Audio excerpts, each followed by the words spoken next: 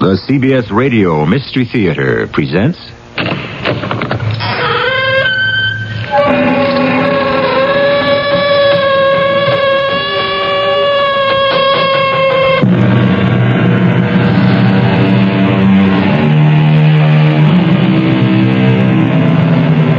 Come in.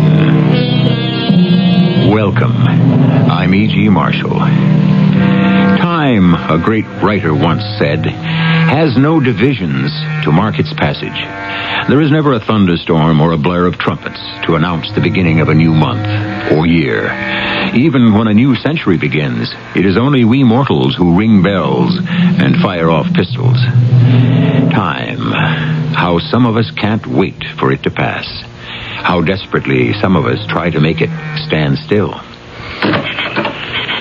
Oh, hello. This is a surprise. Is it? Well, I suppose not. Why don't you come in? I heard your husband wasn't going to be home. Which means we have the whole evening. You know, the minute I met you, I knew this would happen. So did I. I'm scared. Are we starting something we can't finish? Well, let's finish one part of it anyhow.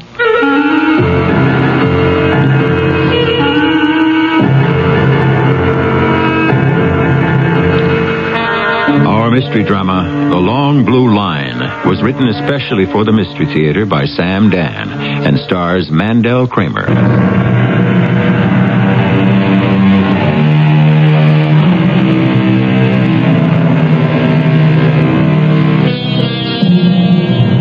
Young Barney O'Neal left County Wexford in 1846 at the height of the famine. He arrived in the city of Brooklyn, where in time he became a police officer. Although he would never know it, since he fell at the Battle of Gettysburg in 1863, he had founded a dynasty. He has been followed on the police force by 4 succeeding generations, father and son, for over a century. It has never occurred to a descendant of Barney O'Neal to be anything but a cop. And for over 100 years, fathers and sons, the O'Neals, have been the pride of New York's finest. Dad, come in. Hello, Terrence. Now, where's my grandson? Upstairs being put to bed. Well, what am I standing down here for? Yeah, please, Dad, if he sees you, he won't go to sleep for hours. Will you drop by in the morning? But that's a long, cruel time to wait. Well, how was the vacation? Well, it was the first time I ever went anyplace without your mother. Yeah, I know. It'll take a bit of getting used to, Terrence. I almost flew back the very first night.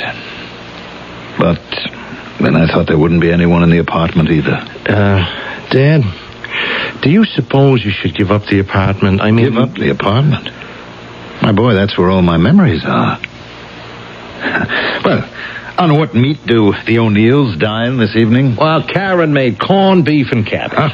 Oh, now what did you want to go and do that for? Now, look, I simply cannot convince my lady that it's possible to be named O'Neal and not care for it. Look, would you pretend to enjoy it, will you? Huh? Oh, you know me, Terrence. Everyone says I should have been a Broadway actor.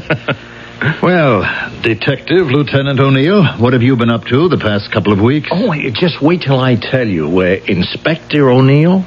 Well, I'm on special assignment. Doing what? It has to do with, serendipity. That would be one of your college words. True. But it's the basis of so much of police work. It means you go looking for one thing and you find another. Well, I've been operating that way all my life. I didn't know there was such a fancy word to it. Do you remember Oliver Barlow? Oliver Barlow? Mm-hmm. What about Oliver Barlow? Yeah, well, he was murdered, about 9 years ago. Ernest Oliver Barlow. Stage actor, British subject, murdered. Shot to death by a .32 caliber revolver bullet by person or persons unknown. Mm-hmm. Yeah, well, those are the facts, Dad. Oh, I see you remember. I also remember that the killer was never caught. Yeah, that's right, and the case was dropped out of the active file. Yes, so many of them do, Lord forgive us. Well, the case has been reactivated. After all these years? Why? Serendipity. Now, there's a Senate Committee on National Security, and suddenly, out of nowhere, that name surfaced. Ernest Oliver Barlow. In what connection? Well, they're tracing things back the past 20 years, and his name came up as someone who used to be a courier. What else have they got? Nothing. It seems that he was getting ready to come over to our side. So this puts the whole thing on another basis. But it's a case for the Federals. Well, they asked the commissioner to lend them a hand, so I was elected. Did you know him, Barlow? Oh, you know, the way you know actors on Broadway. Yeah. What did you think of him? I didn't like him. Oh, why not? He struck me as, kind of shady, shifty, you know? Mm-hmm. I would have figured him for a courier, but not espionage. Drugs, maybe, smuggling, one of those. Well, did you have any evidence? Nope, none at all. Dad, I'm going to need some help. Well, don't hesitate. Oh, I think I hear Karen coming downstairs. Hey, look, make a fuss over the corned beef and cabbage. Oh, don't I always? I look at my son and I'm very proud. I think he'll be a better cop than any of us. Certainly a better one than I am. What did he know of Oliver Barlow? That was 9 years ago. Terrence was still going to college. 9 years ago. I was walking down Broadway. I stopped at the newsstand on 47. Hello, Swifty. Hi, Pat. Well, what's the good word? Betty's boyfriend in the 5th at Aqueduct. That'll be just another milestone on your road to the poorhouse. No. As soon as I get even, I'm going to quit. Oh, hey, look. What? Where? See, heading this way. What a couple, huh? Who are they? That's Oliver Barlow and his wife, what's her name? Leda Jones.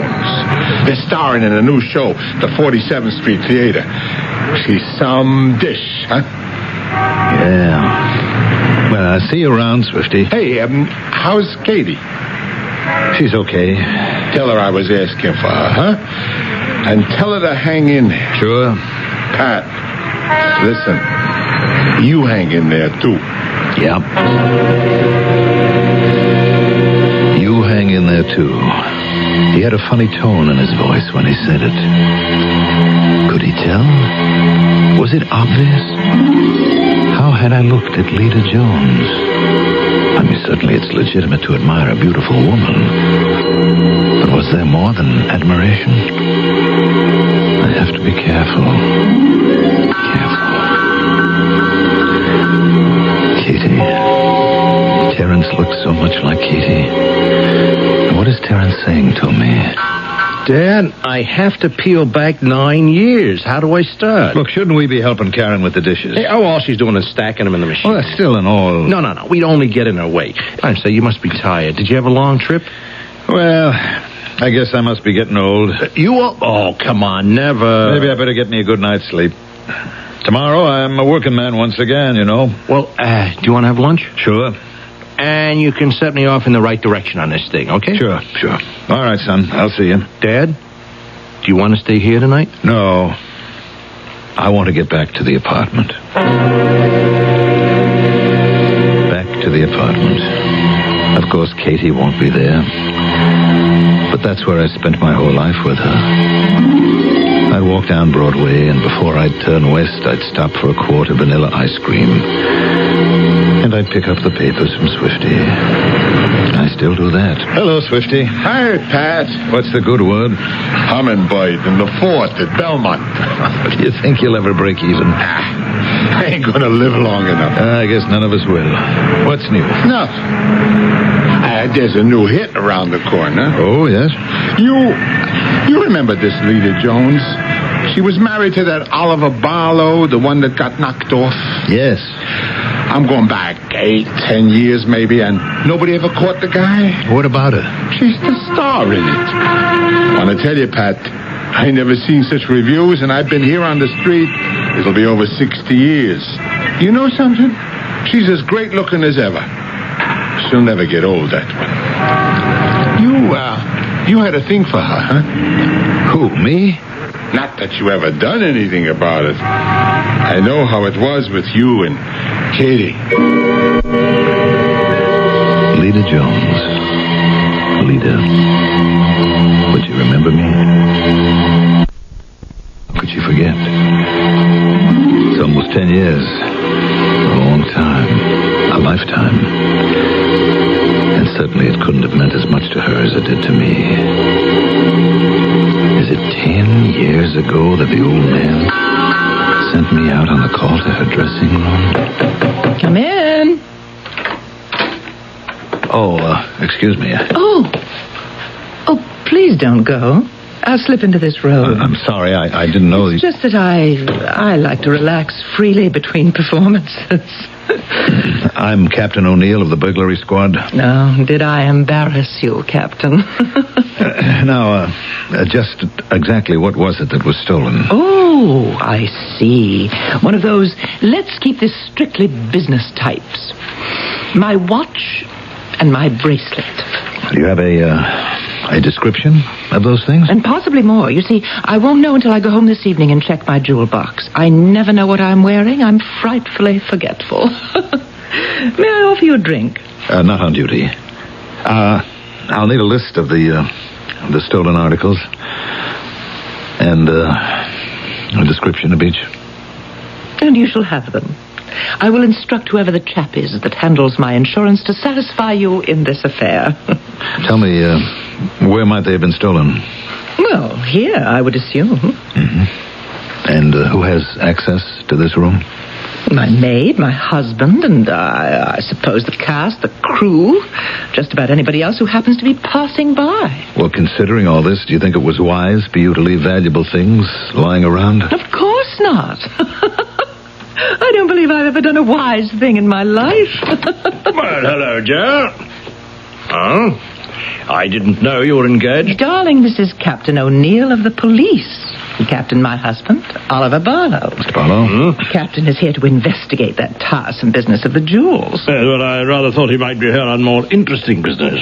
However, I shall not be going up to the house after this evening's performance. Oh? Yes. A situation has arisen. May run late. And what with one thing and another, I thought I'd stay in town. What's her name, by the way? Oh, now, my darling. Was I ever one to kiss and tell? Yes, well, goodbye, Captain O'Neal. Goodbye. You'll get me the list and the description? Certainly. Well, I guess there isn't anything more I can do at this time. There isn't? Well, good night, Captain. Good night, Miss Jones. That look, that slow smile. It's been 10 years, and I can never forget it. I walked out of the dressing room, out of the theater, and I walked home. I went upstairs into the apartment, and there she was, my Katie. Poor Katie. Hello, Pat. How is it tonight, darling? Well, it's no better, but it's no worse. I wish it would go one way or the other. Well, the doctor says I can go on like this for 10 years. Do you need anything, Kate? No. Mrs. Sullivan made me comfortable before she left. I'm so sorry, Pat. For what? I've let you down. Now, what kind of way is that to talk? Well, what kind of a wife am I to you now? I love you, Katie. And I love you, Pat. There's nothing we can do about it. Yes. You just said it. There's nothing we can do about it. Would you like me to make you a cup of tea? Well, yes, if you like. I looked at her. The full cheeks were now hollow. That beautiful round face was now lean and lined. She was a shadow of the lovely Kate I'd married 25 years before. Oh, we were in love. So much in love. I guess that's why I took it so hard, why I was at such loose ends. We drank the tea, and we talked. And then I gave her her pill, the potent pill that would overpower the pain for the next 8 hours. For the next 8 hours, she would be dead to the world. She would never miss me.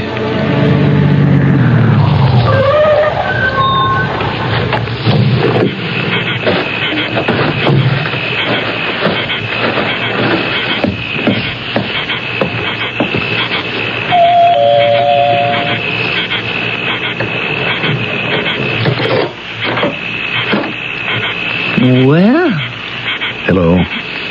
this is a surprise. Is it? No, I suppose not. Won't you come in? You, expected me? Of course. I heard your husband say he wouldn't be home.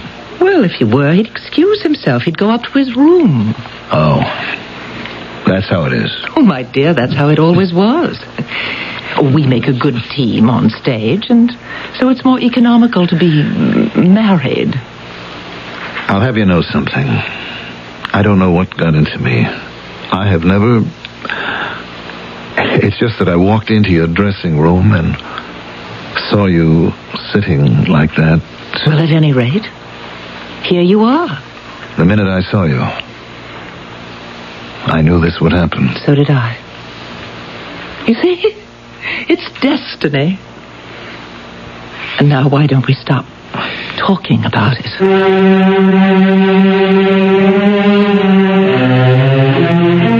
If this were a motion picture, that is, an old-fashioned motion picture, we would now cut to waves pounding on the beach.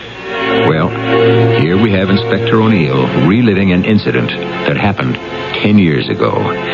By this time, we know it must have some bearing on an unsolved murder. But what?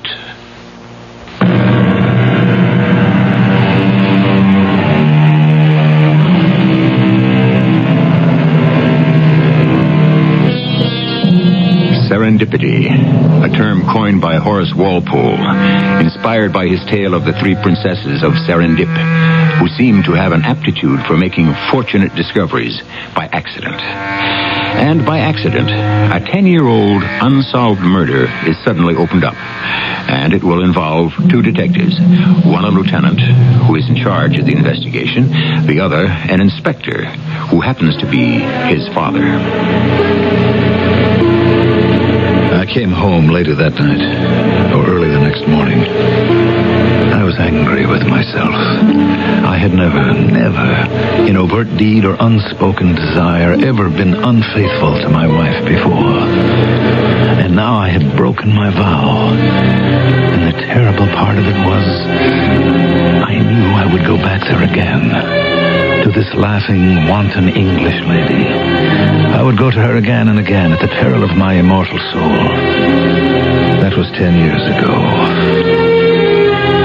Now I must meet my son. And we will talk. And I will help him set in motion a chain of events that shall lead to my indictment for murder. I can't help myself. Well, we didn't need such an expensive place, Terrence. Well, I'm going to pick your brains, Dad. Well, go ahead. What is it you want to know? How do I go about this case? Where do I start? Well, you're going back in time 10 years, so start with, well, you could call it the environment. Broadway, the theatrical district, where he worked. And then go uptown to the Riverdale section where he rented the house, near where his body was found. You follow this? For sure. Reconstruct the time and the place. The days, the nights, talk to people who were around back then. Just think 10 years ago. Yeah. Spend some time in the library. Go through copies of newspapers and magazines. Spend the next week doing nothing. Just put in your time getting the feel of it. A whole week? Terrence, this is a different job from any you've ever been on before. It's been unsolved for 10 years. They can't expect you to make a collar by tomorrow. I watch his face. I see how he reacts. He nods his head. He understands. He's going to crack it. I know that. He's going to find the leads. And he's going to go with them wherever they take him. even if they take him to me. Hello, Swifty. Hiya, Pat. What's the good word? Mary Bell and the Fort at Saratoga. Oh, Swifty, after all these years, don't you know that I never bet on them? Yeah, that's right. I guess my memory ain't what it used to be. Hey, I do remember something, Pat. Do you know that actress, that Lita Jones? What about her? She always stops by for the paper. She says, I'm her good luck charm, you know? Yes. So, when was it? This afternoon or yesterday? Anyway, she says to me, whatever happened to that handsome detective? You must have made some impression on her, hey, Pat? Yes. I'll see you around, Swifty.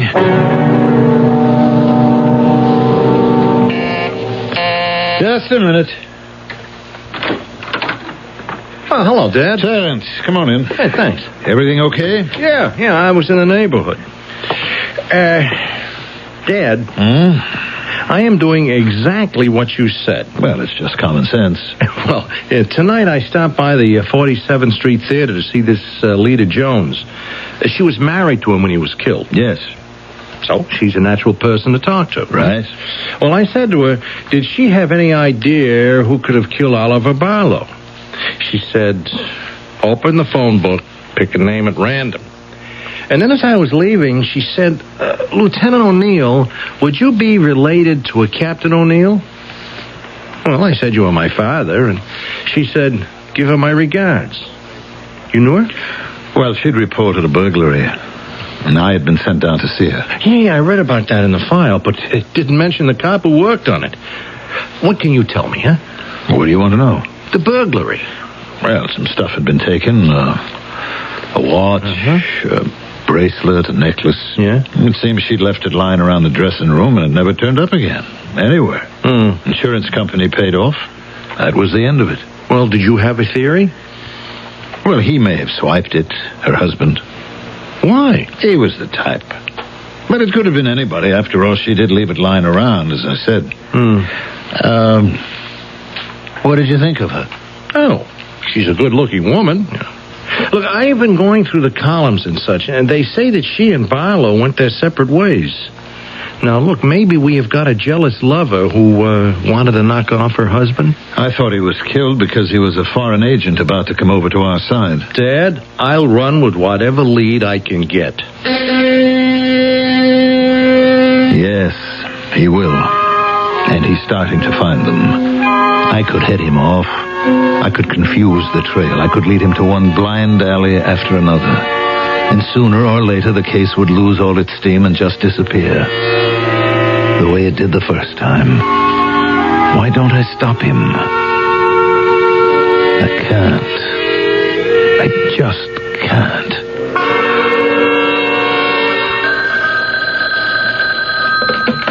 Inspector O'Neal. Inspector. You've been promoted. Who is this? Why do you say that? You know who it is. Yes, I do. I saw your son. What a marvelous young man. Yes, he is.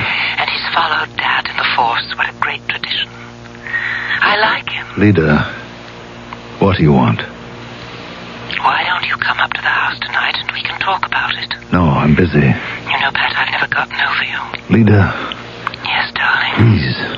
Lida, please don't call me anymore. Please.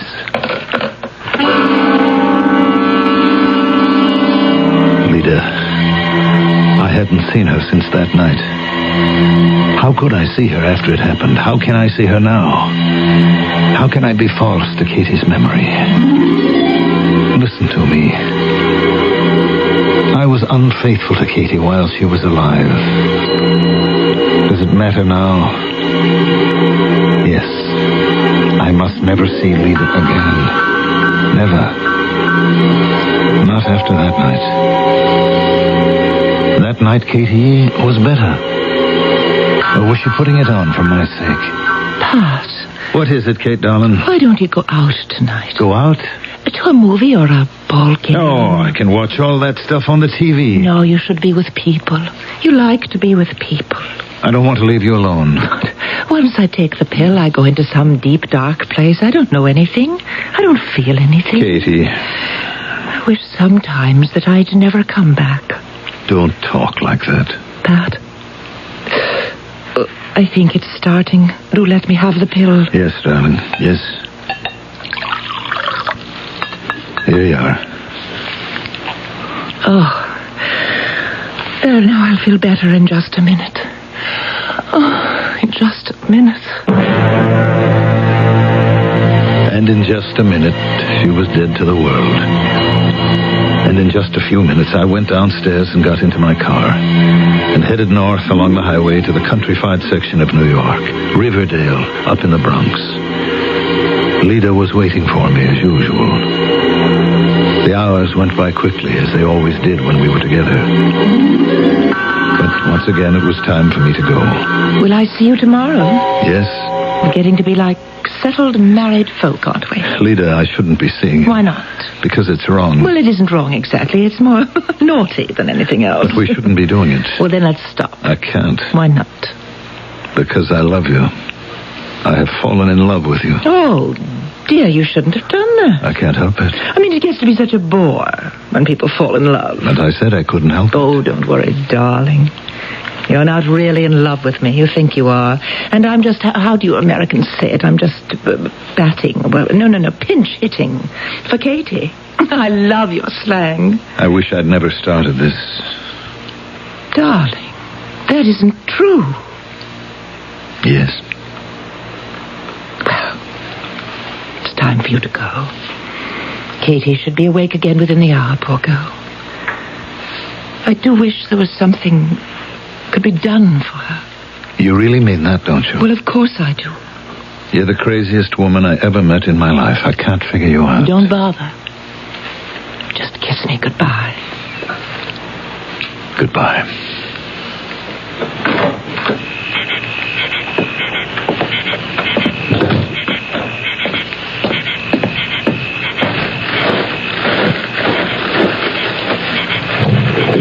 Well, hello, Captain. What are you doing in my car? Well, I could have asked, what are you doing in my house? But I didn't. Well? Just why don't you get in and sit down? Yeah. I thought I'd wait for you to come out. Of course, you could always say that you were here on that business of the jewelry. I would have accepted that explanation, even though it's 3 o'clock in the morning. Well, Mr. Barlow? Actually, you wouldn't owe me an explanation. Lida and I have our own lives. You see, we really know so little about each other. It's hard to believe we're so intimate on the stage and such strangers when we're off it. What is it you want to talk about? I could take a position, Captain. The position of a man who's found someone who is having an affair with his wife.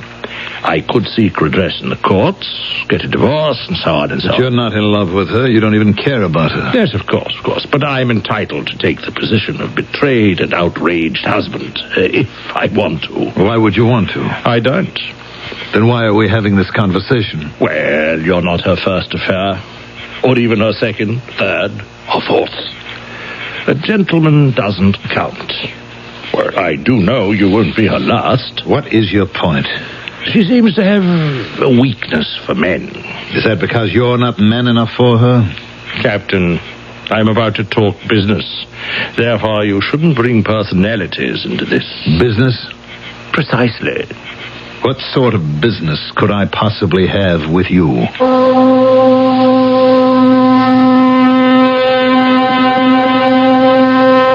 And on that question, we must lower the curtain for our usual brief intermission. And during the interval, we may well ponder the nature of this proposed business. What business could a stage actor have with a police detective? If you've been following all the loose ends in our story, you can see a great many possibilities.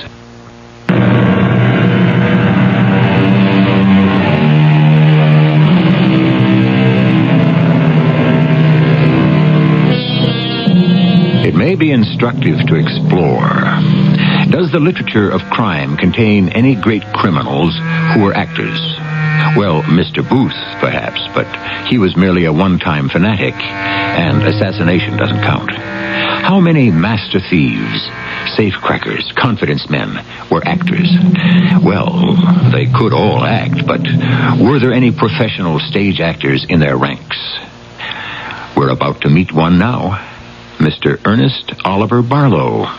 And now, Captain, shall we talk business? What kind of business? Well, from time to time, I may require some information. What sort of information? Oh, about various things. So far, you've said nothing. Well, I might want to know about the current status of certain investigations. What sort of investigations? And don't say various investigations either. When I walked into the dressing room that day and saw you, I knew you were going to have an affair with my wife. Yes? The signs were there. Let's get to the facts. Well, somehow she always chooses married men, which is fortuitous for me because I can always turn that to my advantage. Let's cut it short right here. You're going to make me an offer of some kind, right? Yes, righto. Get out of my car. You've got that English accent and those expensive clothes. You pass yourself off as a gentleman, but you're nothing but a punk. Well, you flatter me. In many ways, I'm even worse. Look, I'm a fourth-generation cop. Do you know what that means? You Americans, you also worship traditions. The few that you have. No one in my family has ever taken a nickel. And no one ever will. The O'Neals that came before me and all the O'Neals that will come after. Bravo. What a curtain speech that would make. But I'm not about to offer you any money. No? Then what? Peace. Peace? As I should say, peace of mind. For example, suppose this little tete-a-tete you have so often with my wife were to become known to your wife. What are you saying? Yeah, why do you ask that question? You know what I'm saying. Now, I've made sure that a certain item will appear in one of the gossip columns. Is it true that lovely Leda Jones has absolutely gone bonkers on a New York cop? Now, suppose your wife were to read that. She doesn't read those papers. Well, it could be called to her attention. And why does that cop have to be me? I'll tell her that. You see, by that I mean I'll see to it that she's told. I'll deny it. Will you? Absolutely. You know you can't lie to Katie. You'll confess it. Now then, shall we discuss business? Well? What do you want? The department has a squad. It isn't publicized very much, for obvious reasons. It's called the Subversive Activities Squad. We would like to know more about it. Who would like to know more about it? The people you're going to work for. I won't do it. And what's more, I'm putting you under arrest. Well, now that you've let off steam, let us continue. Now, you listen. No. You listen, Captain.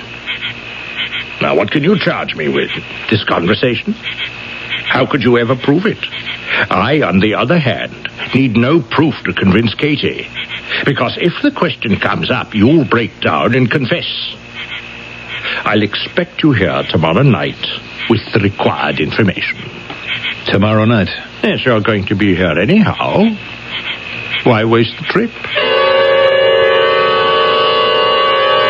I knew I was not going to betray my badge. Nothing in this world could ever make me do that.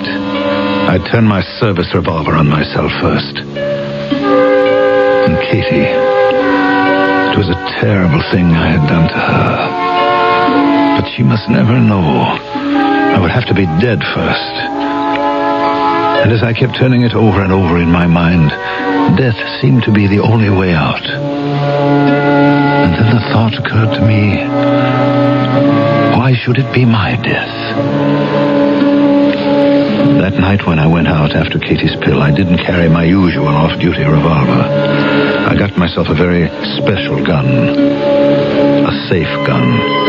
One that no one could ever trace. And I went to see Leda.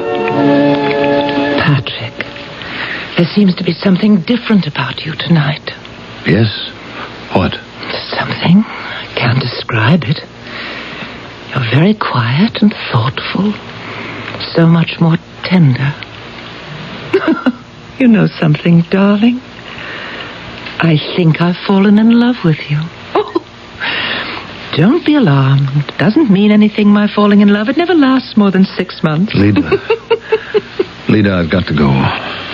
Now listen. Be careful.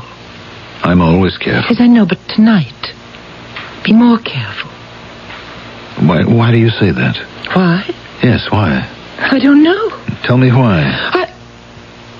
I'm afraid I'll never see you again. She was right. But how could she know I'd never be able to see her again? Not after tonight. How could she know that?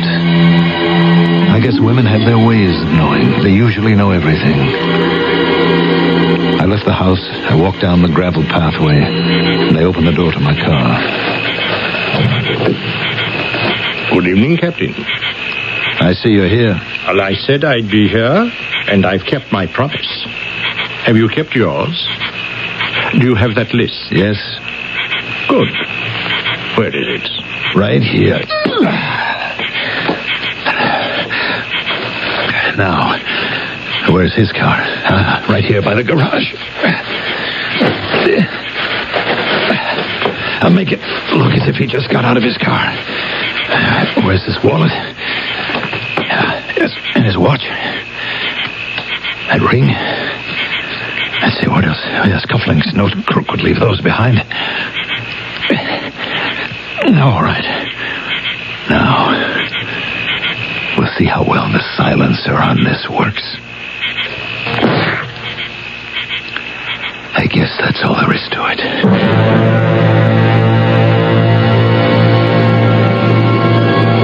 Good morning, Pat. Good morning, Kate. Would you like something to eat? No, I'll wait for Mrs. Sullivan to fix breakfast. Poor Pat. He looks so tired. Oh, I'm okay. Promise me you won't be mad. About what? About what I'm going to say. Now, how could I ever be mad at anything you ever say? Well, then that gives me the courage to say it. Pat, don't stop seeing her. Kate. I don't want to know her name. It's not important. But I do know that you need her. And I just know that she's very sweet to you and warm and tender. Oh, Katie. So I'm happy for you, Pat. So don't stop seeing her. No, I must, Katie, I must. Why? Because it's a sin. Well, yes, but it's not a great sin. And it's one you'll be forgiven for. But I won't be forgiven for the other sin. What other sin? The one I had to commit for the sake of this one. But what sin is that? No, Kate, don't ask me. I can't tell you. I can never tell you. And I never did. She lived for 10 more years. And I never told her. And I never saw Lida again. The show closed after the murder. It was classified as an armed robbery and forgotten. Lida went back to England. Now, 10 years later, I sit here in my apartment, waiting for my son to come and arrest me. He has all the leads, and he's the best detective of us all. Of all the O'Neals. Just a minute.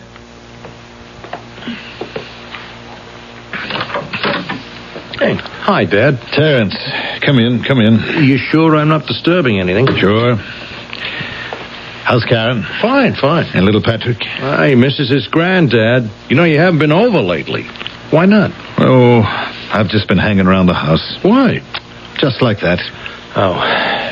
Well, I went in to see the old man. Yes? Yeah, I told him I wanted to be taken off this Oliver Barlow case. Why? I can't get anywhere. Why not? It is too old, Dad. The trails are too cold. The guy was such a flake, anybody could have killed him for any number of reasons. Yeah. Besides, let the feds worry about it. If he was a courier, there's got to be an international aspect to it. It's all beyond me. And besides, you don't want to arrest your old man. What did you say? Come on, Terrence. I raised you, boy. I don't know what you're talking about. I'll tell you how you did it. You went to see Lida Jones, and she asked about me. And something in her voice, her face, her eyes made you think to yourself, uh-oh. Oh, listen, Dad. And if you read the old papers, you must have seen that item. Is it true that Lita Jones is gone on a good-looking New York cop? Now, don't say that, Dad. And then you started to think, could it be me? And Oliver Barlow. Maybe he was blackmailing me. Oh, come on, Dad. You never had that kind of money. But I'm a cop. And if he was an agent, I might know things that could be important to him. Dad, what's gotten into you? And then you know something else about me, Terrence. You'd know if it was me that I'd want to be caught one day. And so you came up here and you searched the apartment. And you found the gun I used. And his watch and his wallet and his solid gold cufflinks. Dad, you don't feel well. Guess Mother's death affected you more than anyone thought. Are you trying to tell me you didn't come here? Well, I'll show you these things. I have them in a box that I keep in this closet. Dad. Well, the box that isn't here. Terrence, what did you do with the box? And with the gun and the other things? I am not going to take you in, Dad. I can't. What did you do with them? They're gone. They're bottom of the East River. Terrence. How can I arrest my own father? You have to, son. Or you'll have to quit the force. And you can't do that. Son, it's not your collar. It's really mine. I wanted to be caught. You know that. Look up on the wall there. Barney and John and Dennis O'Neal, they keep looking at me as if to say, well, Patrick, you've got to do it. Yeah, but to do this for a punk like Oliver Barlow. Oh, yes, he was quite a gentleman on the outside, but a punk underneath it all. My characterization of him exactly. Come on, son, take me in. Dad, look at those pictures again. Barney, John, and Dennis. You are going to disgrace them. No, Terrence. I would disgrace them if I didn't give myself up. Now, you do understand that? Yes, Dad. I understand. Then what are we waiting for? Do you want me to read you your rights?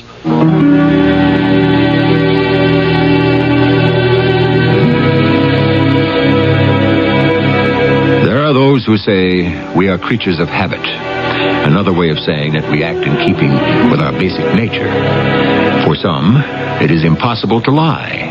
For others, it is impossible to tell the truth. For Patrick O'Neal, it was impossible to betray a trust. Oh, he could hold it in abeyance for a while, but sooner or later, he would follow the call of his duty.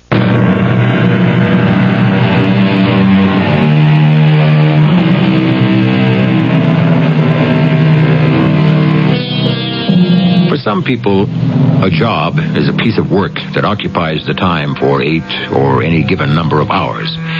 It is a task to be performed and forgotten.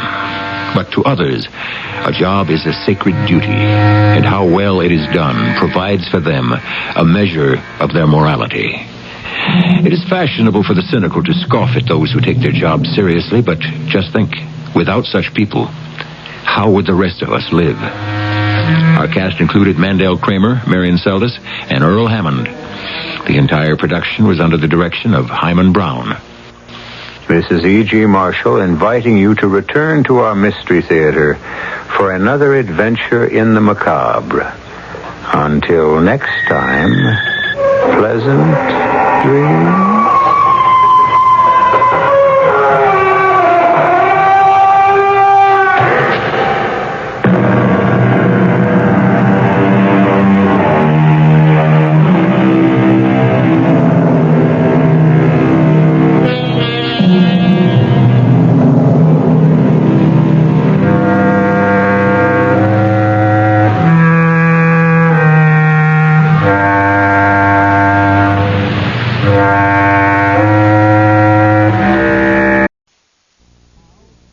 And now, Mystery Theater.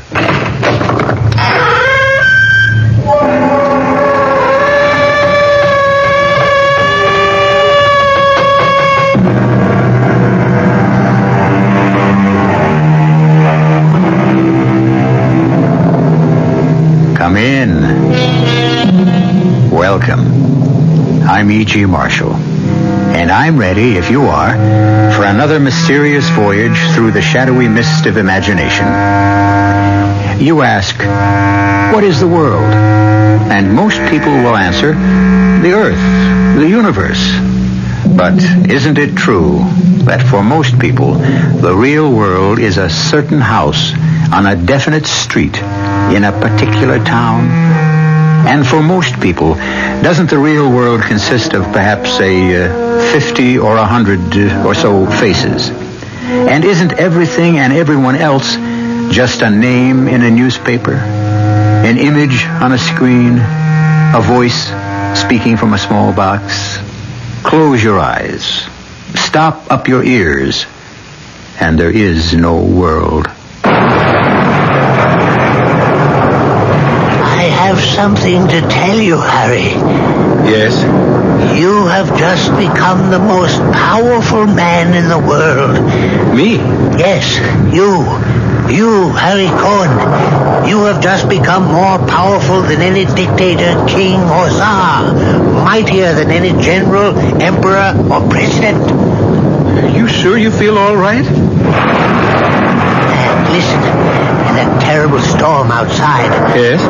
you can end it by saying just one word. Say yes, and the storm will be over. You can't be serious. Try it. Say yes, and see what happens. All right. No, not all right. Yes. Yes.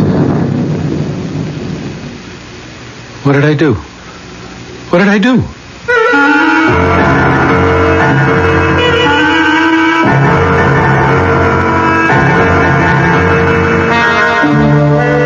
Our mystery drama, The 36th Man, was written especially for the Mystery Theater by Sam Dan and stars Ross Martin.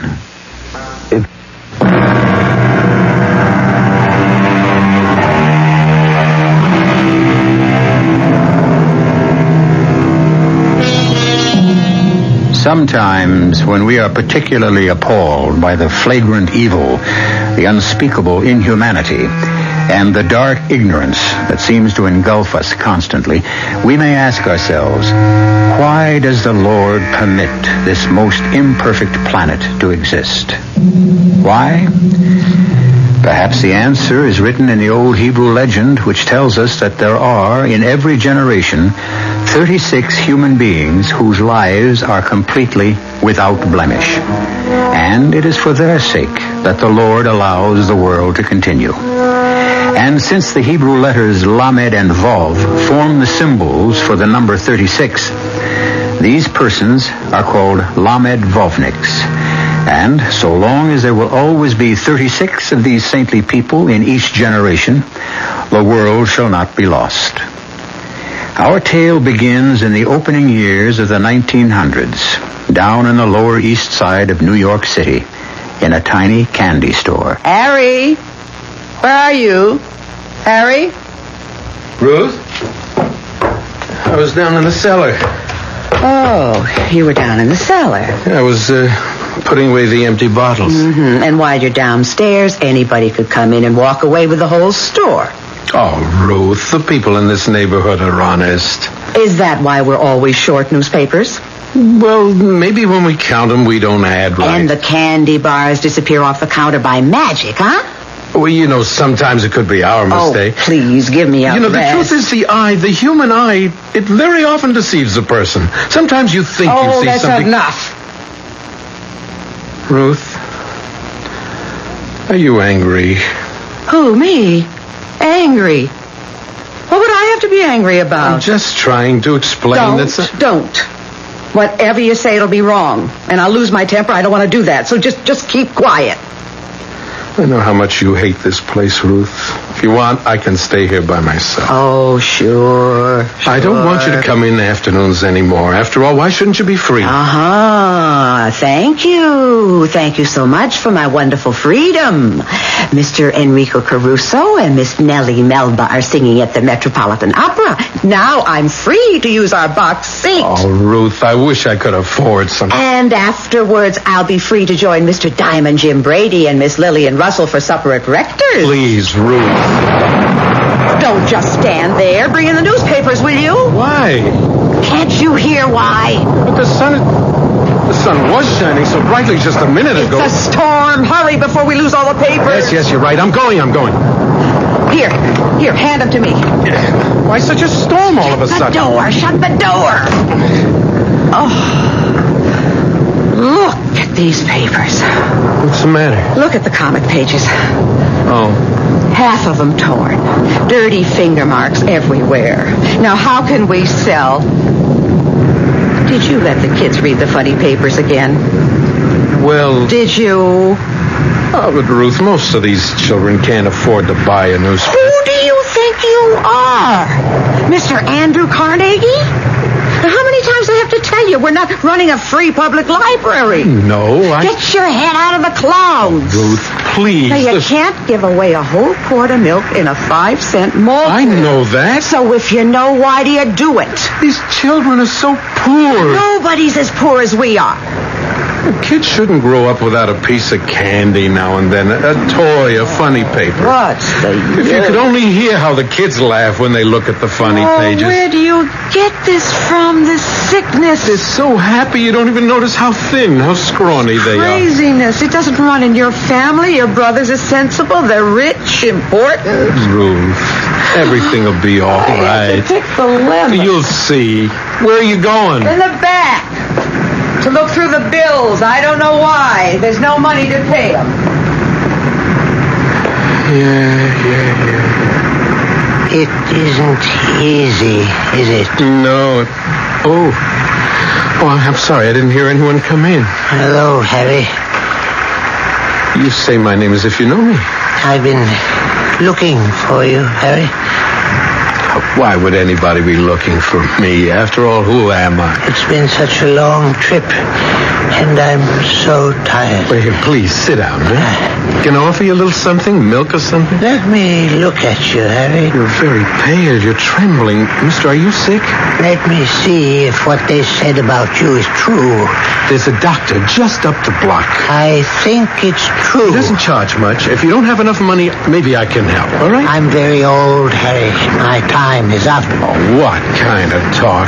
I'll take you to this doctor. But I can't leave this world until I find somebody to take my place.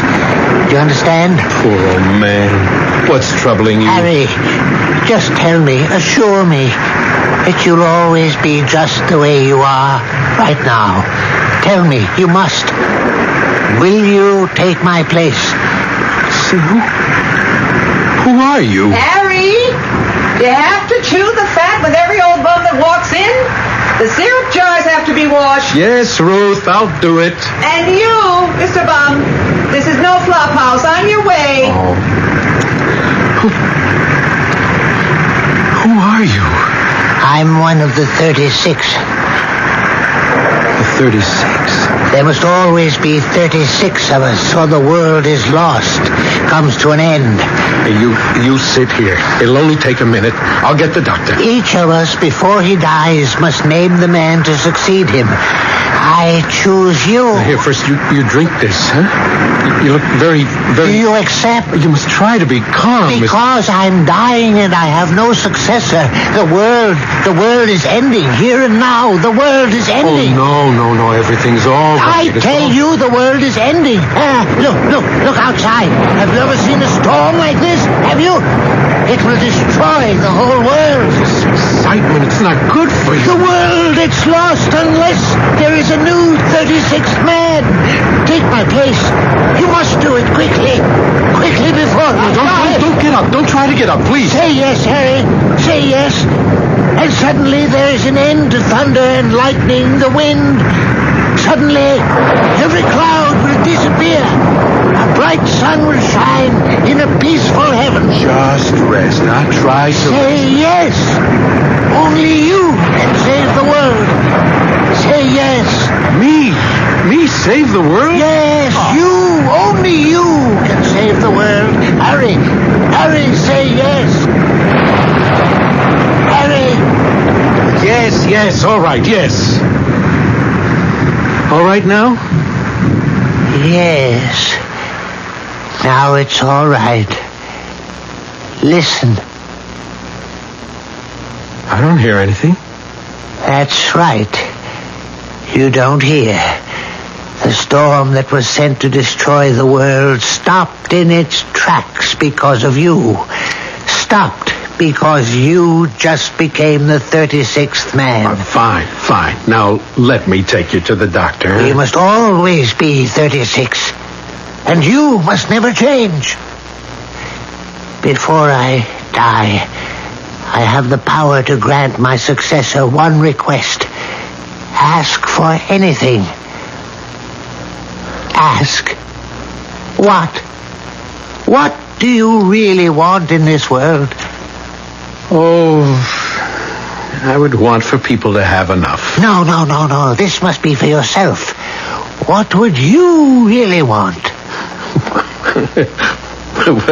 What I'd really want, if it could somehow be arranged, it would be wonderful. If my wife, Ruth, well, if she just understood me a little better. Is it all right to ask for that? That's all you want? That's really all I want. Then one day she shall. One day, when you least expect it, she will suddenly understand you. Now, goodbye, Harry. I must leave. Oh, but look at you. You can't even walk. One need not be able to walk in order to leave this world. Here, lean on me. Ruth, quick, help me. Ruth. Goodbye, Lamed Vovnik. Goodbye.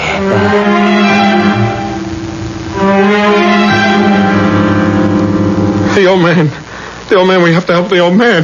The old man. Harry. The old man. Harry, listen to me. Harry, listen to the doctor. The doctor, yes, the doctor. This is very old man my store, doctor. No, Harry. We're in the store right now. Now, your wife says you keep shouting for help. Now, what happened? There was an old man here. What old man? He fell to the floor. He said he was dying. I yelled for you to help me. But there was no old man. Oh, you saw him? I saw him? Yes, you saw him. You asked him to leave the store. When was this? When? 5-10 minutes ago? Now, you sure you're not imagining all this, Harry? Now, why should I suddenly say... Works too hard, Doctor. He doesn't get enough sleep. He forgets to eat. You mean that... there was no old man? Where is he? He seemed... so... just like a real person. We talked to each other, and he just fell dead on the floor. If he fell dead, Harry, where is he? Doctor, did you ever hear of the Lamed-Vovniks? Yes? The old man said he was a Lamed-Vovnik. Oh, the old man again. That he had chosen me as his successor. Harry, it was a hallucination. You thought you saw him. Oh, no. I saw him. He was real.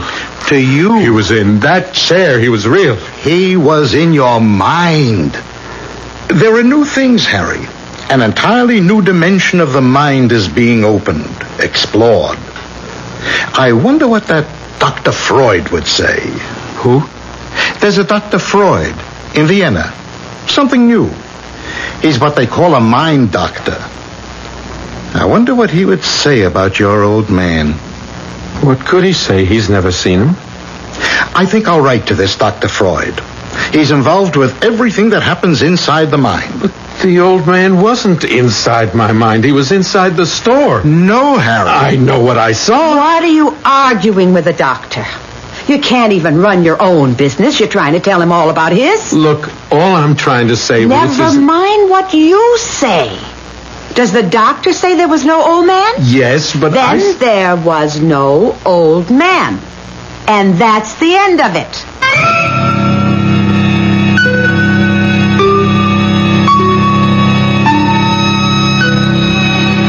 She can say that. But you and I, we know that isn't the end of it. No, sir. If anything, it's only the beginning. You'll have to give the devil his due. And I mean that literally when I shall return shortly with Act 2.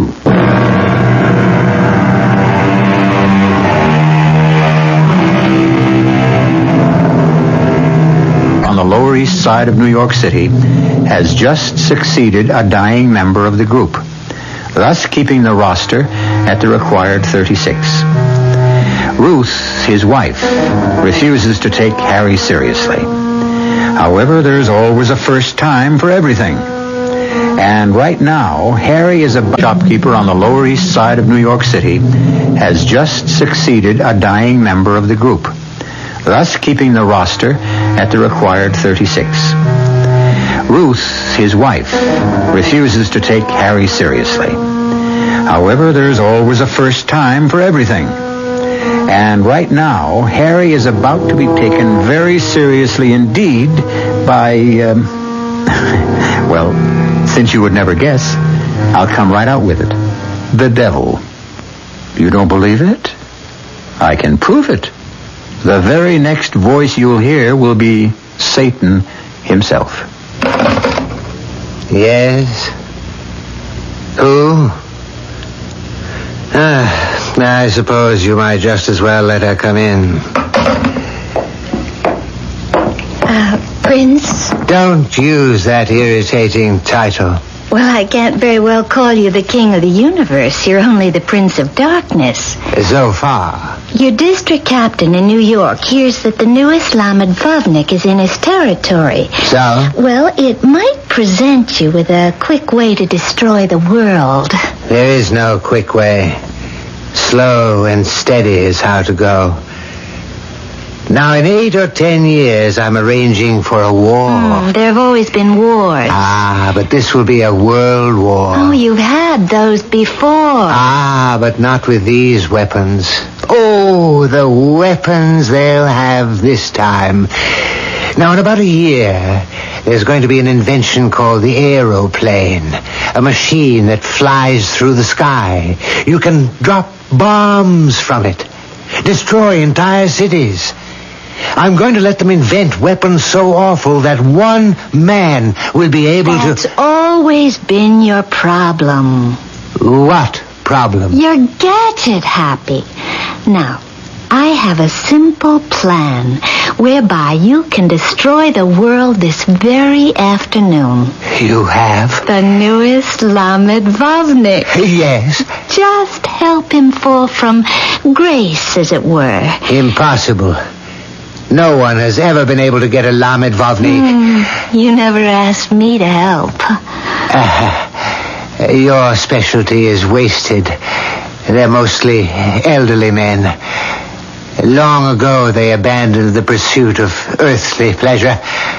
Or maybe it abandoned them. This new one is young. Young? I even think he's handsome. Oh, well. This places everything in a brand new perspective. Are you seducing anybody important these days? Oh, a couple of kings, a few presidents, some generals. Let's go after this one. What's his name again? Harry Cohen. Harry Cohen. What? Oh, yes, Ruth. What are you doing there? Oh, I was just reading a book. Oh, that's wonderful. Oh, yes, Ruth, it is wonderful. It's a book about bees. Mm-hmm. Bees. This is a new affliction. Shows how bees talk to each other. Bees talk by the way they dance around each other. You may just think it's aimless, buzzing around without rhyme or reason, but every motion means something. And while you've got your nose buried in that book, anybody can come in and walk off with the whole story. Oh, no, Ruth. I was watching. Listen. I have to go see my brother. Oh. All right. Say hello to him for me. Oh, no. The very mention of your name gives him indigestion. Now, just tell me, Can I trust you not to give away the store while I'm gone? Oh, Ruth. No. Don't answer. I'll just have to pray for a miracle. Ruth.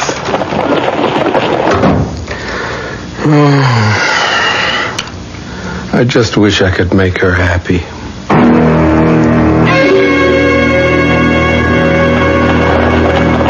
There it is, Lilith, my dear. The shop of Harry Cohen. You gonna hang around for the kill, Prince? I still say you're not going about it in the right way.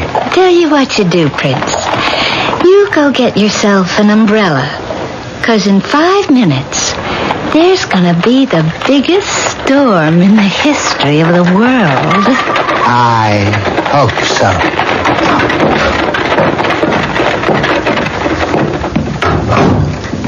Hello, Harry. Yes, what can I do for you? Did anyone ever tell you how handsome you are? No. Well, you just listen to Mama, Harry, baby. Well, they never told me because it isn't true. I mean, why should people tell me I'm handsome? As my father used to say, his face is not his fortune. You just come here, Harry, honey. Listen, I'm afraid I don't know your name. Lily, honey. Lily. Mm-hmm. I don't have very much money. Money? No. Oh, sweetie, who said anything about money? But maybe I can help you. Help me? Yes. If you need a few dollars so that you can... So I can what? So that you can quit. Quit? Quit this terrible life you lead.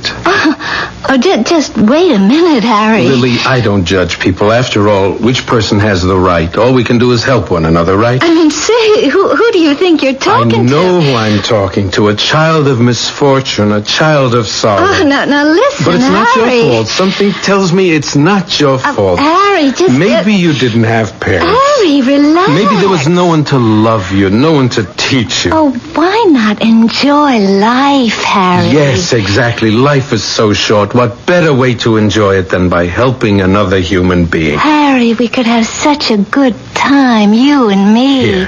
Here. A few dollars. It's not much, but it's all I have. You take it. Harry, you're not listening. First, wash all the paint and powder off your face, and then buy yourself some nice clothes and get yourself a job. A job? There's a factory right down the street. They make shirtwaists. Harry, let me explain They something. always need girls. Harry, that's not what I had in It'll change mind. your whole life. You'll feel better. No. Here, take the money. Get a new start. No. Are you afraid to break with the past? Foolish girl. The good Lord is so filled with love, with forgiveness. Oh, let me out of here. Let me out of here. Well, I don't see a cloud in the sky. That man isn't human. Ah, but he is. And that's why we will do this my way. Now get rid of those clothes. Get an old black dress. Black? A torn black shawl. Put some white in your hair, some lines in your face. You'll be a poor widow lady. Oh, but And make sure that butter doesn't melt in your mouth. Oh, but Prince... And don't call me Prince.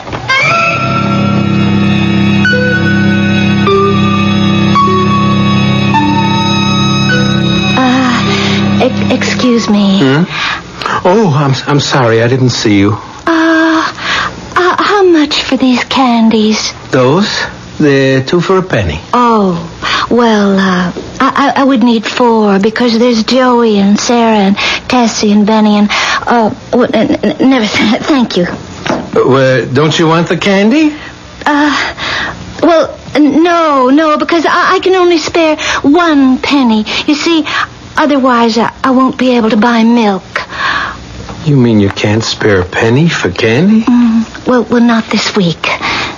Here. You take this. Oh, no. Now take Oh, it. no. Why not? Well, because it's charity, and Charity, what a beautiful word. It really means love, you know. It's what people should do for each other. Oh, I'm sorry, sir. I have my pride. But you have 4 little children. Shouldn't each of them have a piece of candy? No, not unless I could afford it. Why should they pay for your pride? Huh? Now take it. Come on, just take it. Well... You're new. I haven't seen you before. Well, I just moved across the street, top floor. Oh, what's that book on the counter? It looks familiar. Oh, do you read? Well, no, my husband did, before he died. It's a book on philosophy. Oh, yes, that sounds like what he used to read. He must have been an educated man. Oh, yes, he was a man like you, very kind, very intelligent. Oh, he would come home from work at night and he would read to me from the philosophy book. Oh, that's what I miss so much. Well, bye. Goodbye.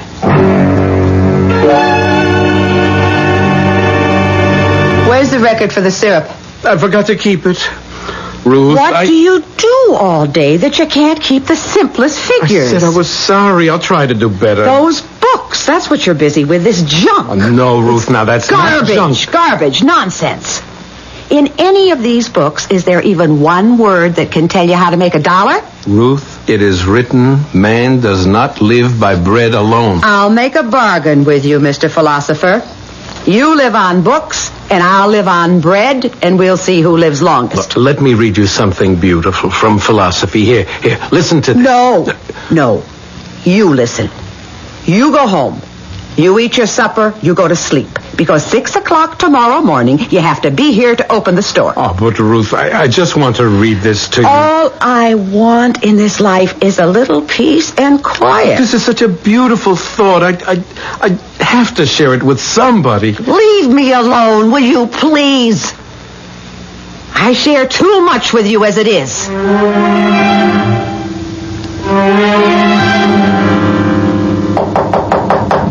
Just a minute.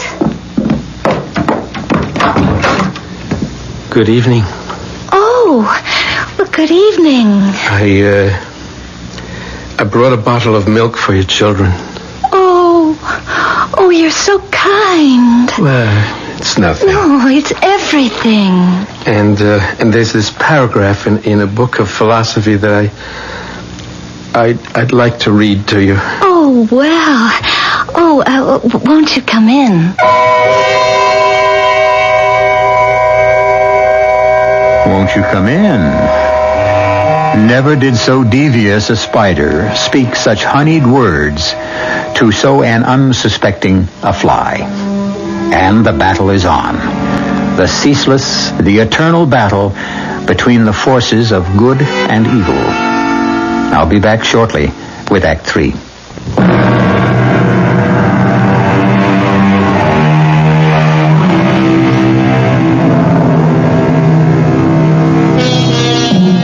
You know, of course, that the old Jewish legend tells that the Lord allows this sinful world to continue only because in each generation there are 36 saintly souls called Lamed Vovniks. Should there ever be one less than this required number, the world will be immediately destroyed. Satan, unfortunately, is also aware of the situation, and he has sent Lilith, the seductress, to work her evil charms. The fate of the world hangs on the outcome of the next scene. Won't you, come in? Oh, thank you. My children are asleep. And now, thanks to you, they will have milk tomorrow morning. Oh, please, say no more about it. I came across this passage in a book, and I just thought you might like to hear it. Oh, yes. Oh, yes. This is what I miss most. Just talking. Having my husband read to me. Explain to me. Your wife, she must be a fortunate woman to have a man like you. Well... to have a philosopher, a sage for a husband. To live with wisdom every day. Oh, well, it was just this passage that I came across. It says, "It is truth that turns a hovel into a palace, that makes a youth handsome and a maiden fair, that transforms all the base metal within us into pure and shining gold." Yes, and there is more than the truth we know. There's the truth we feel, the truth that beats in our hearts. Yes. The truth that pounds in our pulse. It's a little bit close in here, isn't it? Harry, there is this truth between you and me. I think I'd better go. Are you afraid? No. I just should have been home a long time ago. Where is home, Harry? What is home? Well, I live... oh, look, it's starting to rain. Home is where the truth abides. Rain? The moon was shining so brightly before. Oh, don't deny the truth, Harry. Such a rain. All of a sudden, where did it come from? Poor Harry. Bold enough to speak the truth, but too timid to live it. Why are you afraid, Harry? I'm not afraid. Then obey the command of your heart, your senses. What do they command you to do? You're so beautiful. Well, then why are you afraid of me? Didn't the poet say beauty is truth? Yes. Come to me, Harry, and learn the truth. Yes. No, I see you now. I know who you are. No. Harry! I know where the rain is coming from. I'll stop it. Harry, you come back here. Harry, come back! Well, another brilliant performance that gets us nowhere, my dear. I give up. He's all yours. Yes, Lilith. He's all mine. He doesn't know that yet. But soon he will be all mine. I wish you luck. Not luck. Skill. If you really want a man, you work on his wife. And she has a brother, a wealthy brother. And tonight, he will have a dream.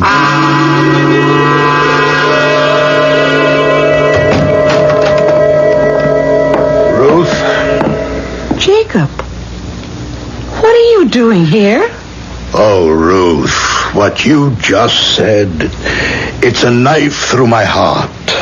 What did I just say? You asked me what I'm doing here, with such surprise in your voice. Well, yes, because you never come here. And that's my sin. I have one sister. I never visit her. I never ask myself, does she need anything? Jacob, you better sit. Now let me get you something to drink. A little soda. Put a little syrup in it. You are sick. I really haven't been a good brother.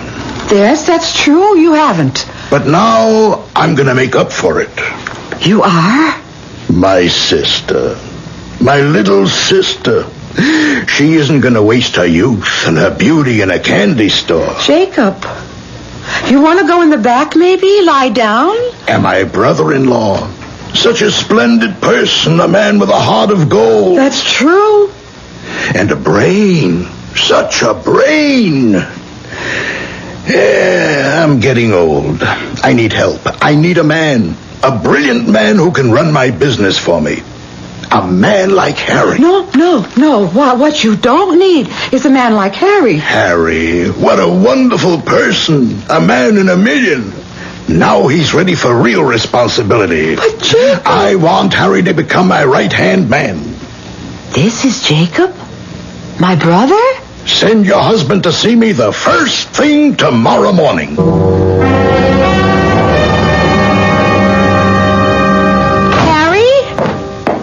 Yes, it's Harry. Did you go see my brother? Yes. Well, tell me. Did you ever suspect such a thing? Look at you. You're still in a daze. Yes, at his house. He lives in a palace. He has 5 bedrooms. He can only sleep in one of them at a time. Where do you want to live, Harry? Live? Of course, live. We're certainly not going to live in this neighborhood anymore. Why not? Why not? Because we're going to sell the store. Why are we going to sell the store? Why? Well, because...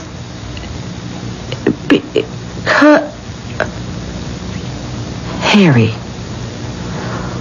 what did you and Jacob talk about? We talked about a job, and he... And what happened? What happened? Well, the way it ended, he threw me out of the house. What? He lost his temper. What did you do? I didn't do anything. What did you say? I didn't say anything. You know Jacob. He has a very strong temper. Harry, tell me. Everything. Start at the beginning. Well, when I got there, he was already angry. Why? Because I was late. You see, there was an old man on the car, and he was afraid to travel alone, so I had to go to his stop with him, and then... Just tell me. Well, Jacob said he wanted me to help him take care of his money. And you said? I said, how wonderful. Oh, then you did take the job. Well, what I said was, what a wonderful opportunity to help people. Help people? Well, isn't that the best way to take care of money, Ruth? Feed people who are hungry, clothe people, send an orphan child to school. I can see where we're going. He laughed. He thought it was a joke. Can you imagine? He said, money isn't something you give to people. Money is something you take from people. Harry. He wanted me to learn about money by starting to collect rent. You? And if a person couldn't pay, to put him out. No, now, you wouldn't have to. No, I said I couldn't. And then he wanted me to work in his store. Well, that's better. Better, Ruth. He cheats people. How dare you say that about He charges too much. He doesn't give them right weight. So, you're not taking the job. Please, Ruth, please. Please, Ruth. Now she won't talk to me for a whole week. Hello, Harry. Hello, Doctor. How are you feeling, Harry? See any more Lamed-Vovniks lately? Oh, no, please, Doctor. I don't feel so good right now, huh? Oh, what's wrong? Oh, an argument with my wife. That's what I came to see you about. I got a letter from this specialist in Vienna. An answer from this Dr. Freud. Very interesting. Yes? Now, why do you believe you became a Lamed-Vovnik? Why do I believe? I know. The old man was here, the storm. He died. Harry, you needed it. I needed it? You manufactured it for your own self-esteem. What does that mean? It means you realize deep inside that you failed your wife. I failed her? All the things she wants, she can't have. Clothes, theater parties, money. Those things, they're not important. Not to you, but they mean so much to Ruth. Isn't it more important to help one's neighbor? And so, to give importance to yourself, to convince yourself that what you're doing is right, you make it appear that if you stop letting people walk all over you, then the world will come to an end. But that isn't what I'm doing. It could look that way to somebody else. Besides, Harry, what makes you so sure you're the one who's right?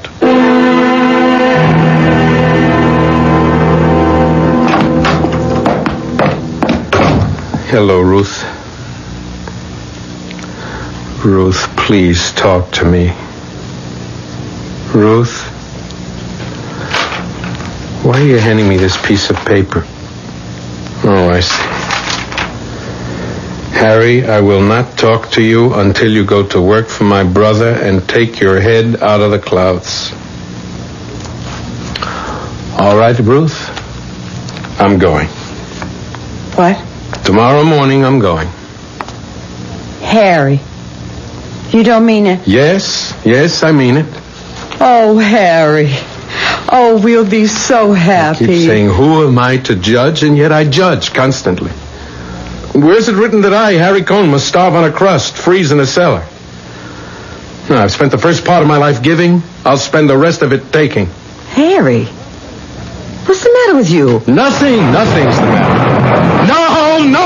No, you won't fool me. The world isn't ending. Harry, what's the matter with your face? My face. It's so hard. Why do you look so mean? I don't like that look. Stop fooling myself, that's all. What arrogance. To think I'm one of the Lord's chosen. Rage and howl, I don't believe you. The world will go on. What are you saying? I won't wait until tomorrow. I'll go to him now. The sooner the better. He's a fool. He thinks he knows how to make money. He thinks he knows how to sweat pennies from the poor. I'll teach him tricks he never dreamed of. Harry, no! No, what? You want money, furs, jewels? An emperor's wife will be a beggar woman beside you. Don't go! You think I'm afraid of that storm? Let go of me, let go! Don't, I don't want you to go. What? I don't like you this way. I don't want you this way. Oh, Harry. Why do I make you so miserable? Ruth. Why do I want to change you? I love you. Just the way you are. Just the way you are. Yes, Harry. One day, when you least expect it, she will understand you. Your wife will understand you. You're the sweetest person in the whole world. I don't care if you're not rich, if you're not important. I love you. Oh, look, it's such a nice night. Go upstairs. Get some rest. But you look tired. Yes, Ruth. I am tired. You look it, Harry. So tired. You look as if the whole world is resting on your shoulders.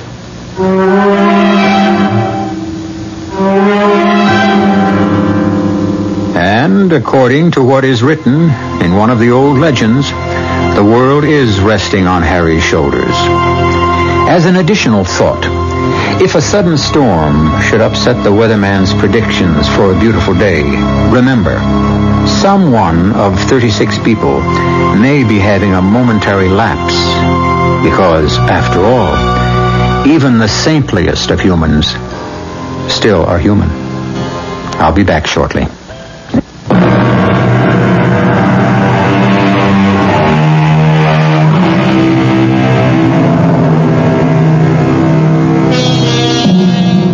You may pass him or her on the street without knowing it.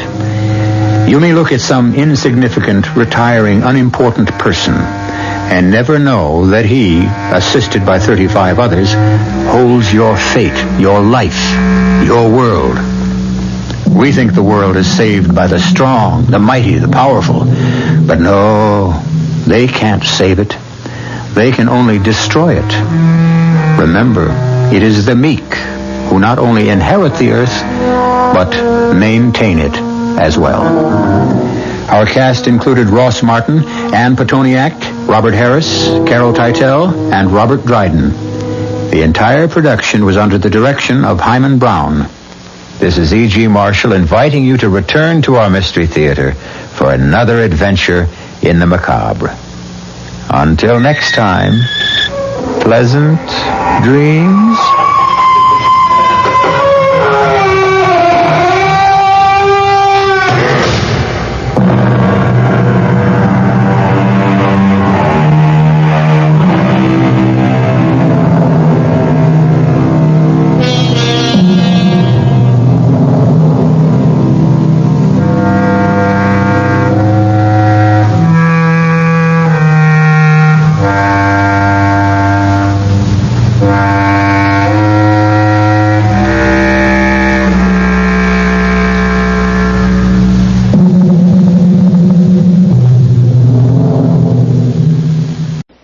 CBS Radio Mystery Theater presents...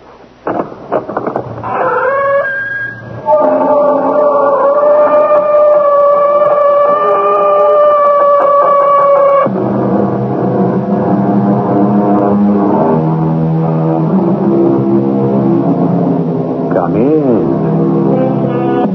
Welcome. I'm E.G. Marshall.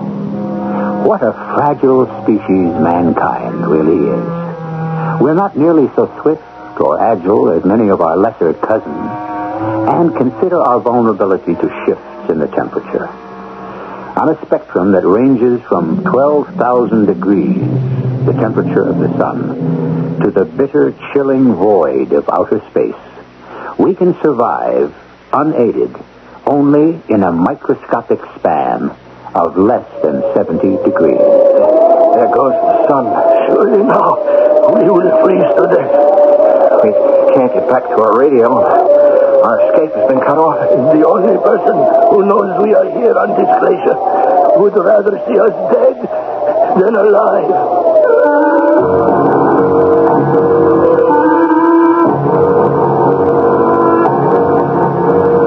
Our mystery drama, The Ice Palace, was written especially for the Mystery Theater by Percy Granger and stars Tony Roberts. It is sponsored in part by Buick Motor Division. I'll be back shortly with Act One.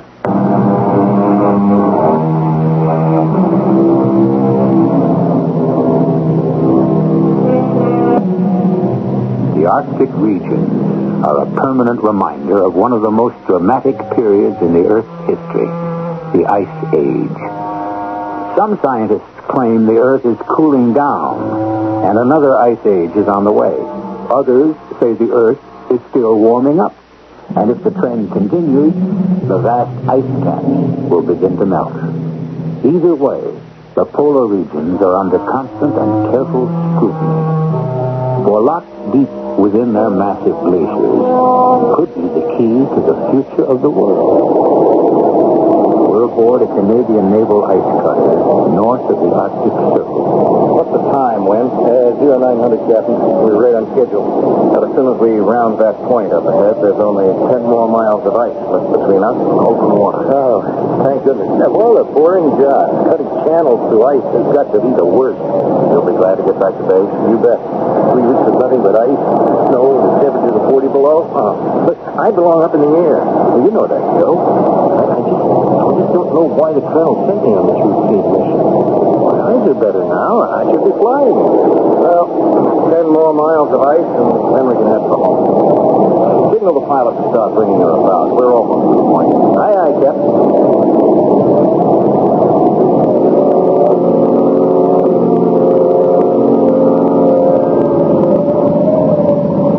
Joe? Hey, Cap, come up here. What is it? My eyes are supposed to be healed now, right? Didn't I have them tested just before we left base? Yeah. So what's the problem? You tell me. Look, the channel. It's already clear. There is no sign of ice anywhere.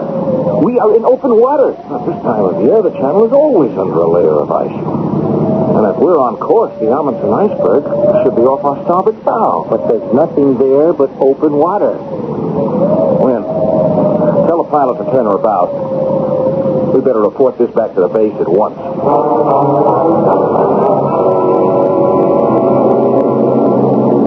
And that's it, Colonel. We rounded Victoria Point, and there was nothing but open water as far as the eye could see. Joe, you know the ice floes up there never break up, not even during the summer months. You sure you didn't see anything, not even chunks of free-floating ice? No, not a thing, Colonel. Well, that doesn't make sense. We had a spotter plane over that area not 2 days ago, and they reported everything was normal. They saw the Amundsen iceberg, too? Yes. So something caused those waters to heat up to the point where it broke up a massive ice field. What kind of a force could melt that much ice? We don't know for sure that it did. What do you mean?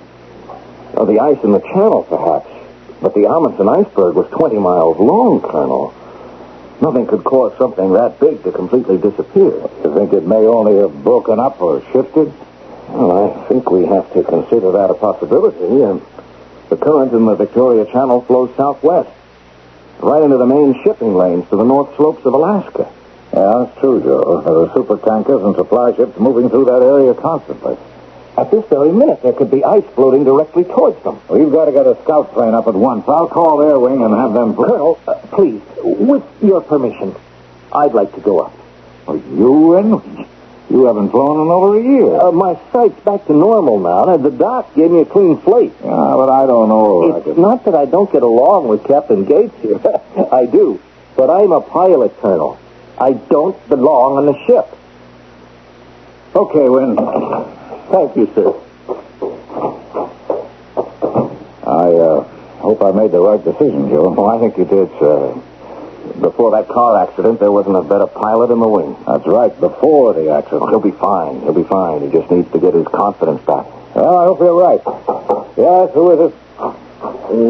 Colonel Champ, I wish to speak to you. Oh, Quarterback. Is it important? It is. All right, come in. Thank you.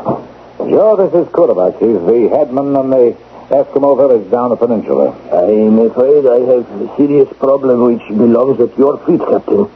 If you will please look out your window. Oh, well, congratulations. Looks like you and your people have made a record seal kill this year. No, we have not brought these seals to your gates for your admiration, Colonel. We did not kill them. Well, then who did? That is what I must find out from you. This morning, they were found washed up on the beach. Well, why can't you just store them like you always do? No, that would not be safe. Why not? Because we cannot be certain how they died. Excuse me, Colonel. Quarterback, did you say these seals had been washed ashore? Yes. But how can you be sure they died at sea? How do you know they weren't already on the beach? Because we have seen other seals still in the water, floating with their bellies up. Colonel, with your permission, I'd like to go out with Kulebeck and examine those animals. Joe, we've got a far more serious situation on our hands. It's possible, sir, that there may be a connection between the disappearance of that glacier and the fate of those seals. I think we'd better find out how they died.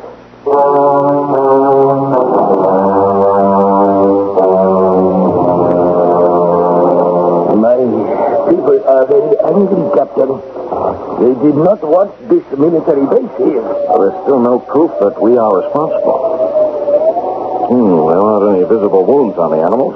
Look more closely at the skin. Look. Yeah, it's discolored and shriveled. Almost like it's been charred. Is not this what happens to skin which has been exposed to nuclear radiation? Well, yes, actually it is. But there's no nuclear testing going on in the Arctic by either the West or the East. How can you say this for certain? Well, any nuclear explosions would have registered on our monitoring equipment. But is not the whole point for each side to try to think up weapons which will escape detection? Look, we'll run tests on one of the seals. If our government is in any way responsible, believe me, we'll make it up to you.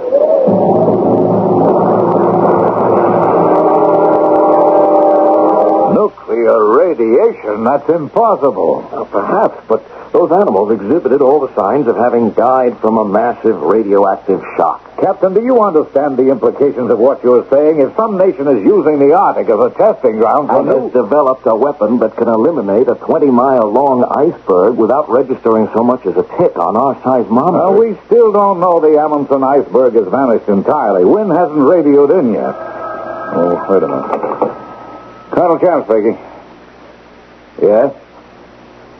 You sure of that? Well, thanks very much. Now, that was the lab. They've completed the autopsy in one of those seals. There was no sign of radiation sickness. None at all? Well, what did they die of? Simple heat prostration. Heat prostration? At the North Pole? Not only that, Joe. While you were out with Kulebeck, I was getting reports from Halifax, Reykjavik, two cities from Iceland to Alaska. And they're all reporting the same thing. A rise in the level of the ocean. What? How much? Oh, it's still very slight, but it's enough to be measured. You know, Joe, the conclusion seems inescapable.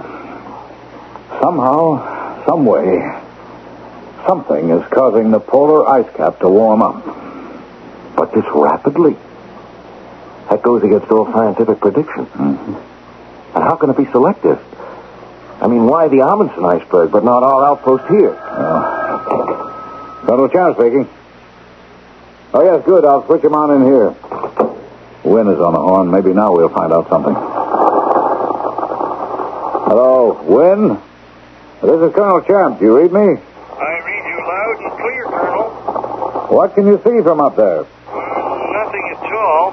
There's no trace of the Amundsen glacier anywhere. You positive? Yes, sir. I've crisscrossed this whole area, Colonel. What altitude were you flying at? Well, I've been down as close as 50 feet. I can't find so much as an ice cube. Oh, that's not possible. Colonel Champ. Yes, Win, what is it? I've spotted ice. But you're not going to believe this. Believe what? The ice. What? Believe what? Hello, Win. Win? The radio's gone dead. I've lost contact. Hello, Win. Yes? Yes, I know the radio's dead. Put me through to the radar room. Tell you, if anything's happened to Win, Hello, radar? That's the plane we sent up. What's its location? Are you sure it isn't a malfunction? Yeah. Okay.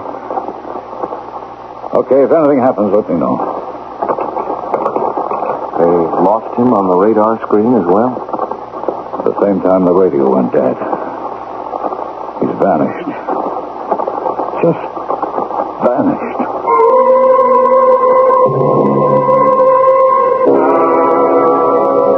Are all the scout planes back, Joe? Yes, sir. Nothing. No trace of Wynn or his plane. I never should have let him go up. He wasn't ready to go. I don't think he crashed, sir. Why not? You remember what he said just before losing contact?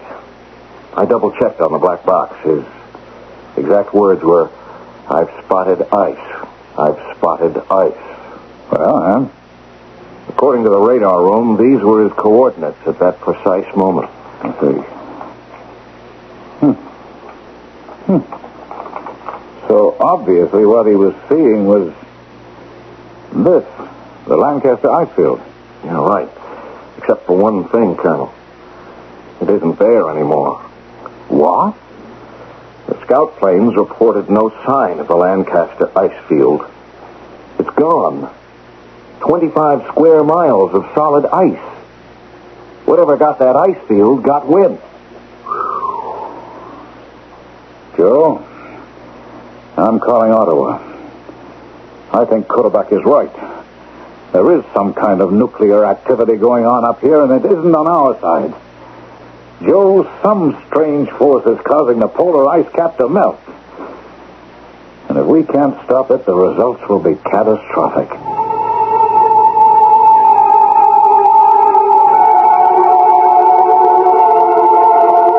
Ice, we might say, is an extreme form of water. And extremes, Aristotle tells us, are to be avoided on principle. What would happen should all the ice on Earth vanish? Well, we know that's not possible. Nothing just vanishes. And in the case of ice, it would change into water. A great deal of water.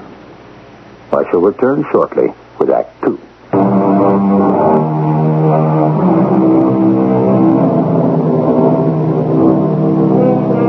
All around us, there are reminders of the awesome force of the glaciers. They gouged out valleys and threw up mountains. But when we consider the fact that the amount of water contained in the ice sheets at either end of the Earth is enough to flood most of the world's landmass, perhaps the most awesome thing ice can do is melt. Joe, my orders from Ottawa are very clear. We're the only military post in this area. It's up to us to find out what's going on. I want to know what happened to Wynn. I know, he was your friend, Joe, but the radar room said they lost contact instantaneously, as if he was obliterated. If there's only one thing that can do that, some kind of missile. The radar room picked up no other signals. How could a missile destroy a plane and escape all detection? Little Champ speaking. Yes? Oh, I see. No, please keep me informed. Thank you. Well, that was Repulse Bay. They just reported another rise in the level of the ocean. If this keeps up, the entire Earth will be flooded. Pieces just don't fit. If some natural phenomenon is causing the Earth to heat up, how does that explain wind's disappearance? Or if it's some kind of nuclear activity, why isn't it registering on our monitors? That leaves only two possibilities.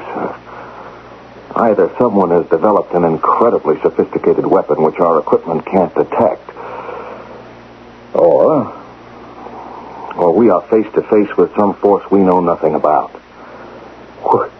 You mean supernatural? That or some force from beyond our planet. Huh? Oh, come in. Forgive my coming to you twice with the same problem. But my people wish to know what you will do to replace the seals that have been killed. Don't you have any food stored away you can draw on? Ordinarily, yes. We are very provident in these matters. But our caches have been vandalized. Well, you're not going to blame us for that, too, are you? No, I know who the guilty party is. And at the right moment, I will expose him. Is it someone from our base? No. His name is Samek. You do not need to interfere. We will take care of this in our own way. All right, Kulabak. I'll speak to the quartermaster about issuing rations to the village. Thank you. Just a minute. Kulabak, why is one man robbing the meat deposits of the entire village? Because he is lazy and good for nothing. Well, what happened to it? And he can't eat it all himself. He sells it. To whom? I have been watching him. I have seen him load up the meat and go off up the northern channel. In my younger days, I could have followed him in my kayak. But now, a motor is too much for me. And when he returns, his boat is lighter than before. Joe, we have an urgent situation facing us. Colonel, there are no settlements up the northern channel. It's frozen wilderness all the way to the pole. I'd be very interested to know just who Samek's customers are.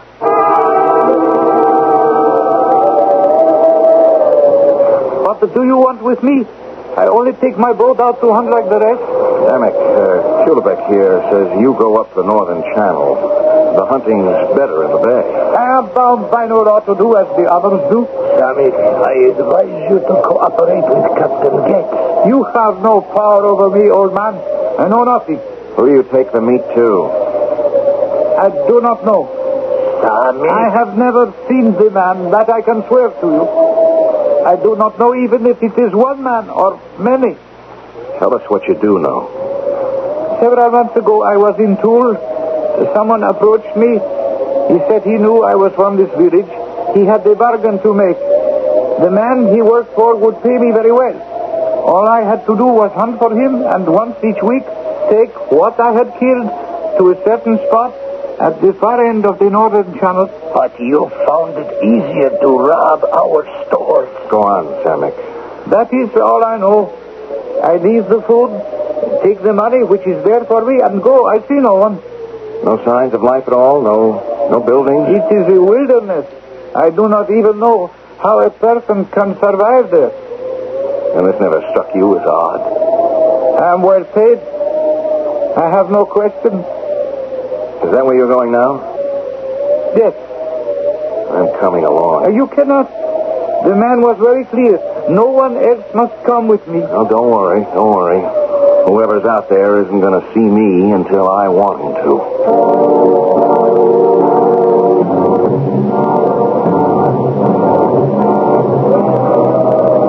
How could anything survive in such a bleak wilderness as this? There's nothing but snow and ice. The place where I'm about to leave the food is just around the next bend. All right. Pull up alongside this glacier here. Now, we'll get out here and set up camp at the top of the glacier overlooking the drop point. You would be safe, do you think? We'll establish radio contact with the base, and then it's just a matter of watching and waiting.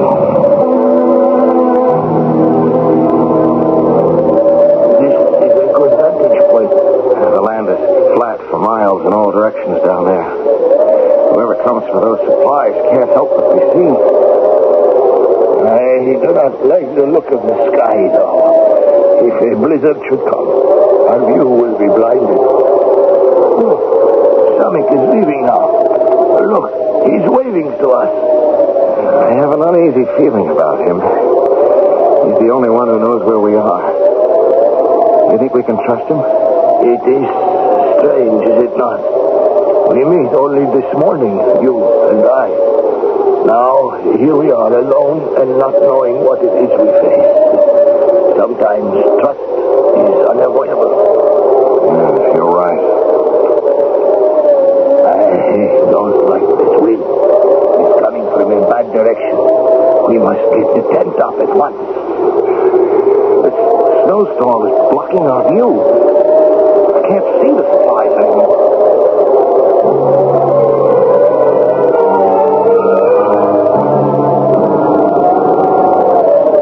My eyes are getting too old. What can you see? Supplies are gone. Someone must have come during the storm and taken them. Come on. Let's go down there. I am not sure that is a wise idea. Why not? Maybe they left a clue which way they went. I am beginning to think we are dealing with extraordinary people. No one should be able to find his way in a storm such as just passed. Even the most experienced hunter would have to stop or run the most certain risk of becoming lost. Hey, don't worry about it, Kulebeck. I've got a gun. But what if arms will not work against such people as we are after?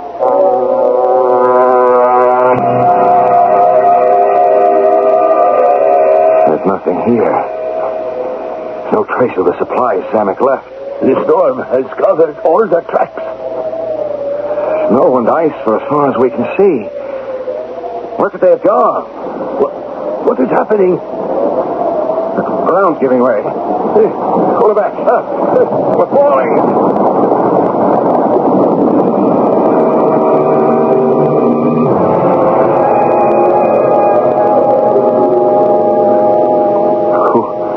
Kulebeck? Oh, you're still alive. That's the metaphorical beauty of snow.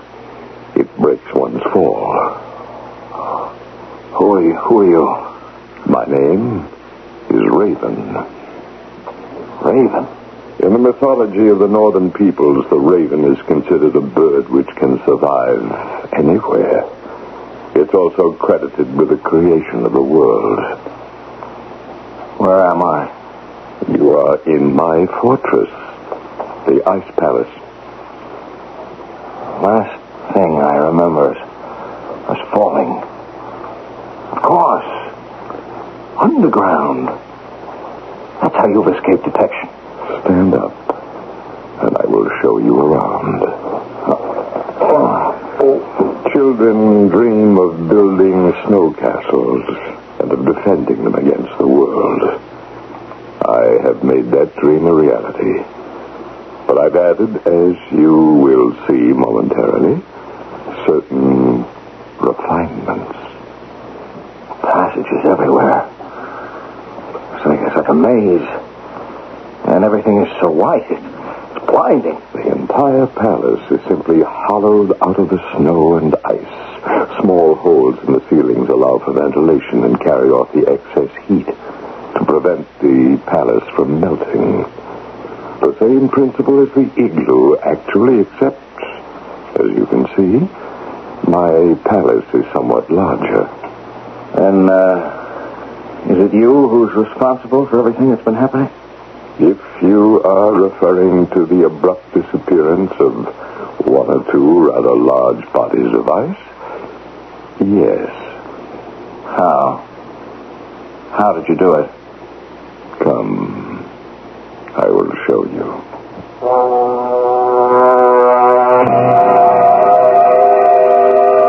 You see before you the work of a lifetime. That just looks like a telescope. How could this melt an iceberg 20 miles long? It cannot. Oh, then... What you are looking at is a machine which, working on a laser principle, has the capacity to do nothing less than neutralize the Earth's protective magnetic field. Do you follow me? I'm not sure. The sun bombards us daily with ultraviolet rays of such intensity they would burn our planet to a crisp were it not for the ozone in the stratosphere. Under normal conditions, ozone is produced continuously by the action of solar ultraviolet radiation on the oxygen in the air. This machine arrests that process. You mean it just opens holes in the atmosphere and lets deadly ultraviolet radiation pass through undiluted? Precisely. The rays strike the Earth at temperatures of several thousand degrees. So, that's what happened to the Amundsen iceberg. Yes. I was testing the width of the hole I could open. 20 miles. But I can also adjust it down to a point with a diameter of no more than 2 inches. And that's what happened to Wynn. He flew right into the line of ultraviolet radiation. And was burned to a crisp. So it was you who killed him. What happened? One of my minor inventions, this small gun, it freezes snow into ice. You tried to hit me. I simply fired it at your feet, and you lost your balance. Why, gods, control this man of temper. You see, I am not entirely alone. What's the purpose of all this? What you have witnessed were the final tests of my machine. I've merely been waiting for the sun to move up into the northern hemisphere. Tomorrow I shall begin to systematically melt the polar ice cap. You're mad. We are all mad. But why? Why? Because it's a challenge. Because I don't want others to control my destiny. Because the world needs a good cleansing periodically. Take your pick. Reasons are cheap. I don't deal in reasons. But what is it you want? I make no demands. This is not a petty case of international terrorist extortion. I will not be bought off. As soon as a person makes demands, he makes himself vulnerable. And I intend to remain absolutely invincible. You're going to flood the entire world. Yes. Why does that surprise you? Consider the scene. Trillions of tons of water released from frozen bondage in an instant. Tidal waves sweeping southward. Whole buildings toppled by their force. Entire cities drowned without warning. And when it is all over, only those few living in the highest mountains are still alive. We can draw only one conclusion, literally and figuratively. At this moment, the madman Raven is sitting on top of the world. I shall return shortly with our final act.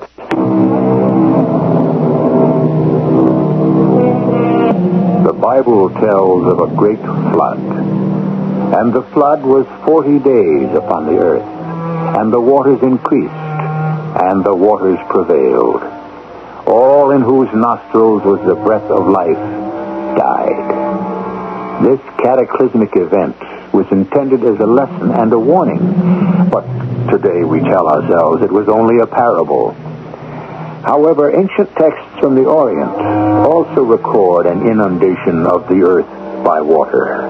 So then, how improbable is our tale? Have we taken heed of the warning? Do we lead better lives today than we once did? Raven, you can't be mad enough to think you'll actually succeed, can you? On the contrary, Captain Gates. That is precisely why I shall succeed.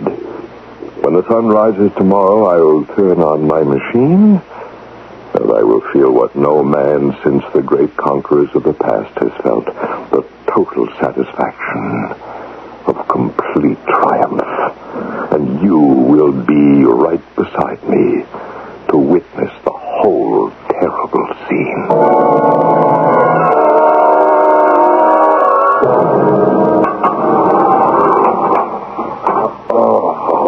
Captain Gates. Huh? What? Captain Gates, are you all right? Kulevac, you're alive. Yes. I was the first to regain consciousness from our mutual fall. Did you meet that guy, Raven? Oh, yes. He's crazy. He's stark raving mad. Did you see that machine? Yes, and then he brought me here. Oh, see, the walls are solid ice and the floors packed snow. I have already examined the room with great care. What about the door? Could we... We could possibly dig our way out, yes. Well, then. But there is no chance of effecting such an escape in the short time left to us. Then the only one who knows this location is Samek, and he has every reason to leave us here to die. True. He knows I can expose him to ridicule. And his business with this madman is too profitable. Even if we could get out of this room, we wouldn't know how to escape. This ice palace is like a labyrinth. Would you like some fish? What? Since there is nothing we can do, you might as well eat. Where did you get that? One of the guards brought it to me. He will probably bring you one too in time, but I've had my fill. So eat the rest of mine if you're hungry. Oh, thanks. It's not even cooked. Well, forget it. See how the oil from this fish collects on the plate.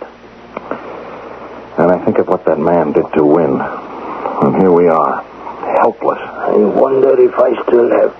Yes, good. I did not lose it when we fell. What are those? Pieces of flint. Give me some of the fringe from your parka. What? Quickly. The guard will be coming any minute with your food. It will be our last chance. Okay, here. What do you want this for? You listen at the door for his footsteps while I try to start the fire. Fire? Hey, you're getting sparks. Look, that pile of threads, it's beginning to smolder. Yes, now we let it build. Give me some more threads. Here. What can you do with a little fire like that? I mean, it's not enough to melt the walls. Yes, now we take the oil and spread it very carefully on the floor by the door. And now transfer the fire. There. Oh, what now? Now, we let the fire burn itself out. Oh, what good did that do? Here, you see. The melted snow around the door. And so? Which will now, if the guard does not come right away, freeze to ice.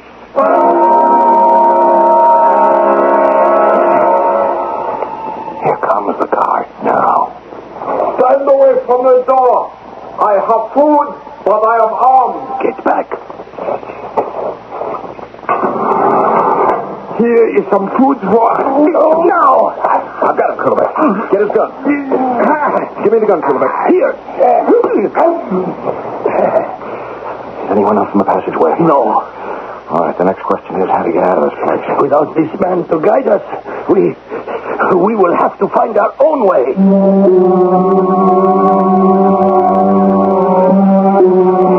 All these passages look the same. We're just going around in circles. That guard's going to come through and give the alarm. Look, here on the ground. Fresh snow in the grooves of these boot prints. Hey, if we follow them, perhaps they will lead us to the way out. There's a stairway. We've made it.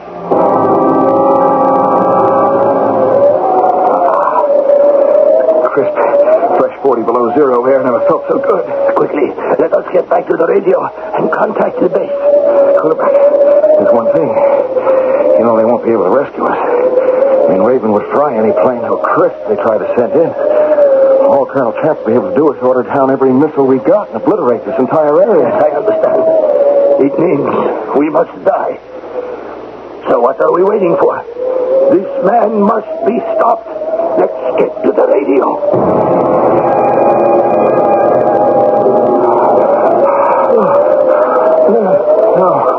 No. Look, the snow in front of us is melting. Raven must have discovered our escape and turned on his machine. He's coming towards us. Quickly. We got to change directions. I cannot run so fast. I'm too old. Come on. He's gaining on us. No, I cannot. There's only one thing to do. If we can make it to the ground over the ice palace, we'll be safe. Come on, Corbeck. We're there. Oh. We made it. The melting has stopped. Raven can't bring the ultraviolet rays any closer without destroying himself, too. Very clever, Captain Gates. My congratulations. I know you've taken my God's weapon, so I will not risk sending anyone up after you. But I don't think that will be necessary. What do you mean? Your retreat has been cut off. And now I shall melt the ice over all the waters connecting us to the land south of here. And then, Captain Gates, I'm going to forget about you and get a decent night's rest. I have a busy day tomorrow.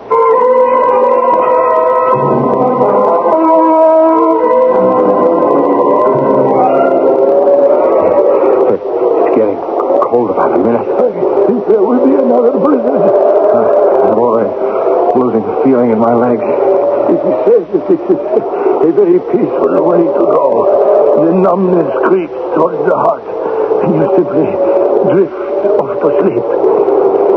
At least it is a nice evening to die. You see, the northern lights have come out to dance for us. Oh, that's the northern lights, is it? You know, this is the first time I've ever seen them. You say it is really the ghost dance of the departed warriors. Wait a minute. That can't be the northern lights. Why not? Because we're facing south. We are? My eyes are not what they used to be. But then, what is it? It's a flashing light. Like someone sending a signal. Can you see you? No. It's too dark and they're too far away. If only there was some way to get there. There may be. Can you rise? I think so. But how could we get there? Ice falls very quickly up here. It is just possible. It has already begun to reform over the waters where Raven melted it.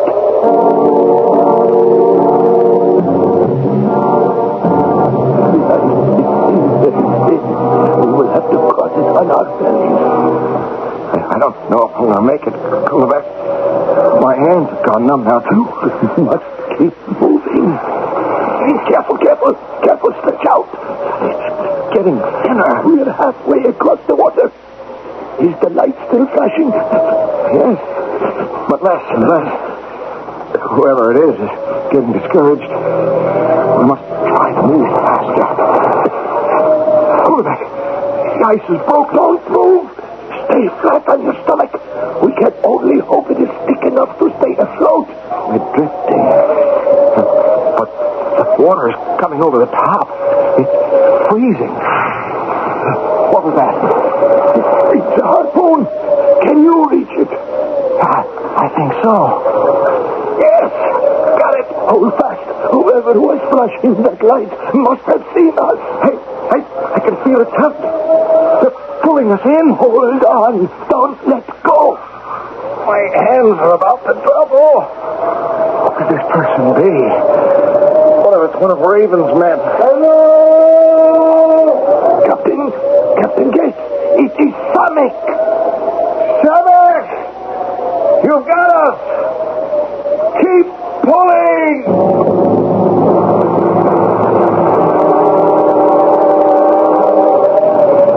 As I was sailing back to the village, I began to think, who am I that steal the food of my neighbors to sell to a man I have never seen? You began to ask questions. Yes. And suddenly the money he was paying me did not seem like so much. You know, I will have to tell the others that it was you who raided their cache. It was a temptation to leave you there, Kulbeck, and try to keep the truth hidden. But you are a tough old crow, and I knew you would manage to return somehow, so it might as well be in my boat. And that, too, I will tell the others. It's almost dawn. Sonic, how close are we to the base? Look! You can see the lights now.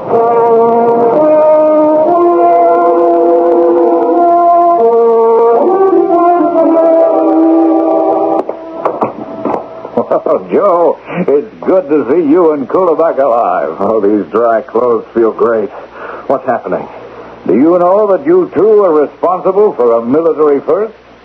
Russia and the United States have joined together and are sending in missiles from all directions simultaneously. This Raven fellow will never be able to fend them all off, even with that machine of his.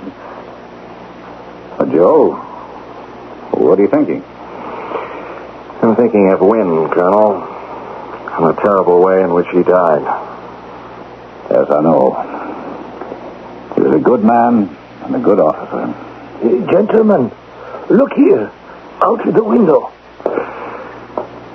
The sunrise. A few hours ago, we thought we would never live to see it.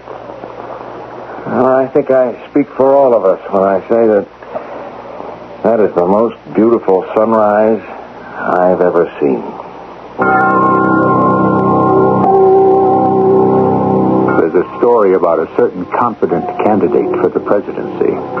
He retired early on election eve, sure that he'd won. In the morning, a gentleman called, only to be told by the candidate's equally arrogant son, "I'm sorry, the president can't see you. He's still asleep." "Well," replied the caller, "when he wakes up, you can tell him he isn't president anymore." Raven, too, made the mistake of retiring too early. I shall return shortly. The Queen of Sheba put a riddle to the wise Solomon. What land has seen the sun but once since the creation of the world? Solomon answered, "The land beneath the Red Sea. For it saw the sun only on the day God parted the waters for the children of Israel." A great deal of land almost saw the sun for the last time in our story today. Our cast included Tony Roberts, Earl Hammond, Arnold Moss, and Ian Martin. The entire production was under the direction of Hyman Brown. This is E.G. Marshall inviting you to return to our Mystery Theater for another adventure in the macabre. Until next time, pleasant dreams.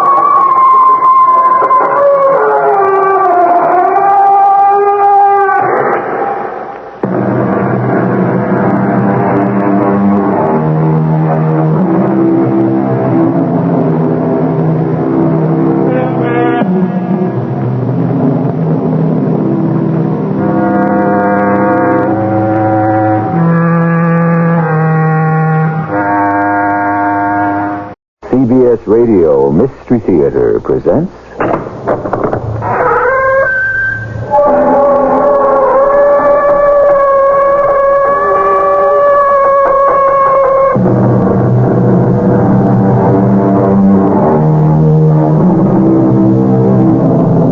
Come in. Welcome. I'm E.G. Marshall. When a man marries, his sins decrease, goes an ancient proverb. Decrease they may, but alas, everything is relative. The advantages of marriage are manifold. The union of two people by their mutual commitment to one another is a beautiful thing. It can engender in us a new sense of responsibility.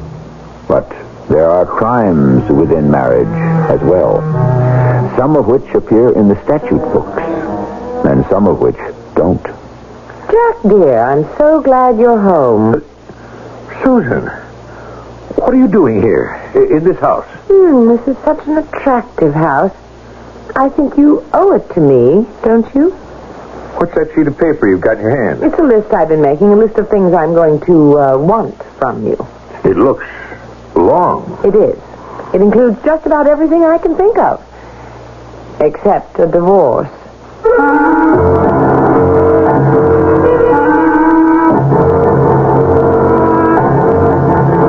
Our mystery drama, Double Take, was written especially for the Mystery Theater by Percy Granger and stars Marion Seldes and Patricia Elliott. It is sponsored in part by True Value Hardware Stores and Buick Motor Division. I'll be back shortly with Act One.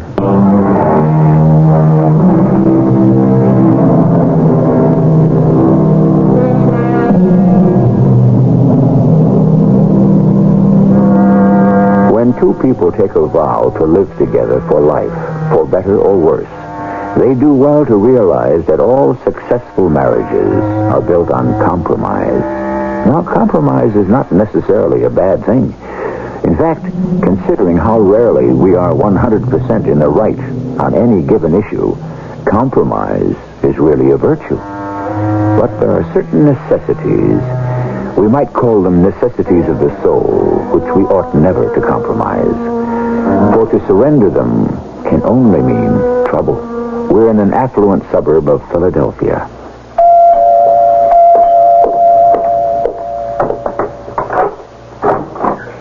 Morning, Joe. Morning, Ellie. Is your husband ready to go? You write down. Come in. Thanks. Like some coffee? No, thanks. My nerves are on edge. This breakfast meeting is with our biggest client. Oh, I'm sure everything will go splendidly.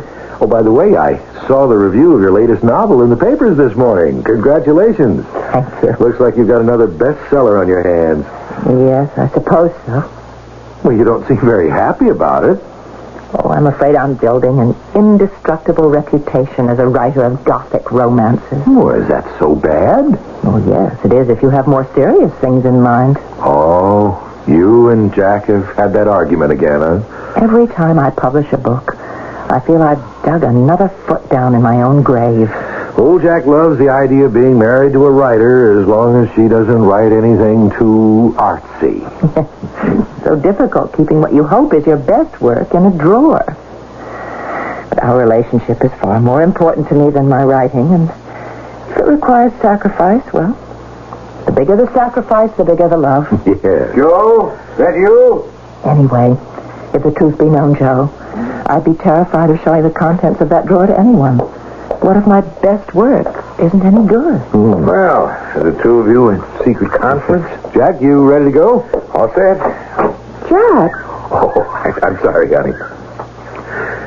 This breakfast meeting has me in such a stir, I forgot to kiss my own wife goodbye.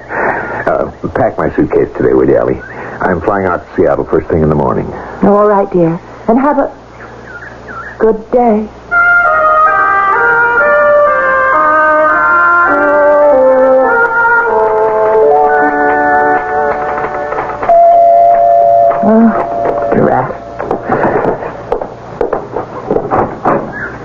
Yes? Are you Eleanor Reynolds? Yes, I am. My name is Susan Powell. Well, yes? I'd like to speak to you. What about? Could I at least come in? I'm rather busy at the moment. I've come a long way to see you, Miss Mountjoy. What? Well, that is the name you write under, isn't it? Charlotte Mountjoy. How did you find that out? My publishers are under strict orders not to divulge my real name to anyone. I found someone at your publishers who was willing to give it to me for a small price. Are you a reporter? No, I'm not a reporter, Mrs. Reynolds, and I'm getting tired of this charade. Now, may we speak? Well, come in. You seem to be under the impression that I should know you, Mrs. Powell. Susan Powell. Now, you've said you've come a long way. Yes, from Seattle. Oh, you've been there, of course. No, I haven't. Why'd you ask that? Because you write about it so convincingly in your latest novel, Double Take. Oh, my husband spends a good deal of time out there on business. He's told me a lot about the city. The rest I got from reading. We have even more in common than I thought. What do you mean? You were both married to businessmen. You still haven't told me. And I am also a writer. Oh, I see. Not as experienced as you, perhaps, and not yet as good. That comes with time. Yes, it does, doesn't it? Well, have you published anything? Yes. Well, what is it you want? You've come a great distance. You've bribed someone for my name and address. You tell me you're a young writer. What have you got in your handbag? Is this a manuscript you want me to read, or is it contacts you're after, or advice, or an endorsement? Actually, Mrs. Reynolds, it's none of those. I came to compliment you on your new novel. Oh? Oh, yes. I read it with absolute fascination. It held me spellbound from beginning to end. Well, thank you. I can only say that I am in awe of what you've done. Oh, thank you very much. You must forgive me for what I said just now if I jumped to conclusions. Frankly, Eleanor Reynolds, alias Charlotte Mountjoy, I don't care what you said. You were right about one thing. I do have a copy of a manuscript in my handbag. You might be interested in taking a look at it. A Secret Life. That's a nice title. Obviously, you didn't think it was good enough. Pardon? You don't have to worry that I'll ask you to help me find a publisher for it. It's already been published. It was serialized in a local Seattle literary magazine called The Amanuensis, as I'm sure you know. No, I don't think I've ever heard of it. But you said your husband travels to Seattle on business? Yes, but he never buys me literary magazines. What makes you think I've read your story? How can you pretend to be so innocent? I think, Mrs. Powell, I'll have to ask you to leave. No, not yet. Because you're the well-known Charlotte Mountjoy, and I'm a nobody. You'll make a fortune with the story you stole from me while I'll be left with nothing. You're accusing me of stealing your story? How dare you? Here are all 6 issues of the magazine in which my novel appears. It is detail for detail the same story you tell in double take. Secret Life by Susan Powell. It's my first novel. I thought if it was well received locally, I might have interested a major publisher, but now... Powell, I assure you, I did not plagiarize your novel. You expect me to believe it's just a coincidence that we both wrote stories about a man who leads 2 separate lives in 2 different cities? But it is possible for 2 people to have the same idea. It certainly happened before. I'm sorry for you that mine happened to be published first. Stop pretending, Mrs. Reynolds. I'm not going to try suing you. I just want to hear you admit the truth for my own satisfaction. Now, just a minute. I'll not have you thinking such things about me. Let me see those magazines again. All right, now, is this issue the first installment? Yes. All right, now look here. It's dated October of last fall. If instead of wasting your money bribing some unscrupulous employee at my publisher's, you had simply spoken to my editor, he could have told you that I turned in the first complete draft of my novel by November. How could I steal your story when at that time 5, 6 of it haven't even been published? But you must have. The details. You even used the same cities I did, Seattle and Philadelphia. But that's because Philadelphia happens to be where we live, and Seattle is where my husband travels to frequently on business. Your book is based on your husband, then? Well, no, of course not. It's an idle fantasy, but the idea came to me one morning when he was away, and I wondered, as I often do, what he was doing at that particular moment, and I let my mind wander, and I concocted that whole story about a man with 2 wives. It's a perfectly silly novel, which, of course, will make me a great deal of money, that I do not, as you can see, need. I am sorry for you, though. I mean, a writer's life is hard enough without having to cope with breaks like this. Honey, that's how I got the idea, too. My husband also travels. Here, to Philadelphia, as a matter of fact. He's away from home nearly half the year. I sometimes wonder why more housewives don't turn to writing. But anyway, I hope you're satisfied that I did not plagiarize your novel. It's just not fair. I worked so hard, and now to have nothing to show for it. That's not true. You always learn something from everything you write. Now, are you sure you wouldn't like some coffee? Maybe a drink? No. Thank you. I should go. Do you know anyone here in Philadelphia? No. Well, except my husband, but he's here on business. Oh, you came with him? Oh, no. No, he's been here nearly a month now. He's coming home tomorrow. Ah, so you'll fly back together. Oh, no. I'll go back tonight by myself. Why? Well, I don't know how to get in touch with him here. I don't know where he stays when he's here. Well, that's very odd. Yeah, he doesn't tell me much about his business life. Well, you should ask. Oh, too boring. No, you'd be surprised. Who knows, you might get a novel out of it. Well, perhaps our husbands will be on the same plane. Jack is flying to Seattle tomorrow, too. Your husband's name is Jack? So's mine. Really? Well, my Jack is flying on Alhambra Airlines, Flight 101. That's Jack's flight, too. I mean, he always complains about how boring these cross-country flights are. Perhaps with your permission, I could tell him to keep an eye out for your husband. By all means, Jack would love the company. What does he look like? He's 6'2", rugged features, quite handsome, actually. Blonde hair turning gray, 48 years old. What's the matter? Well, Of the man you're describing, they could almost be twins. Really? Well, here on the mantel is a photograph. It was taken a couple of years ago, but it... Mrs. Hall, what is it? The man in that picture, he's your husband? Yes. Well, perhaps you'd be interested to see a picture of my husband, Mrs. Reynolds. I believe I have one here in my purse. Well, yes, here. Jack. Your husband. But it's not possible. I think I will take that drink after all. This isn't possible. It's a very interesting turn, isn't it? As one of the characters in our novels might say. I came here expecting to find a plagiarist, and instead, we've uncovered a bigamist. I can't believe it.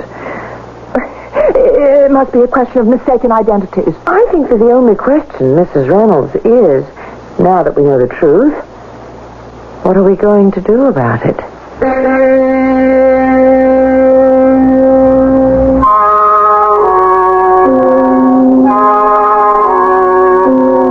A humorist called bigamy a crime with a horrible penalty.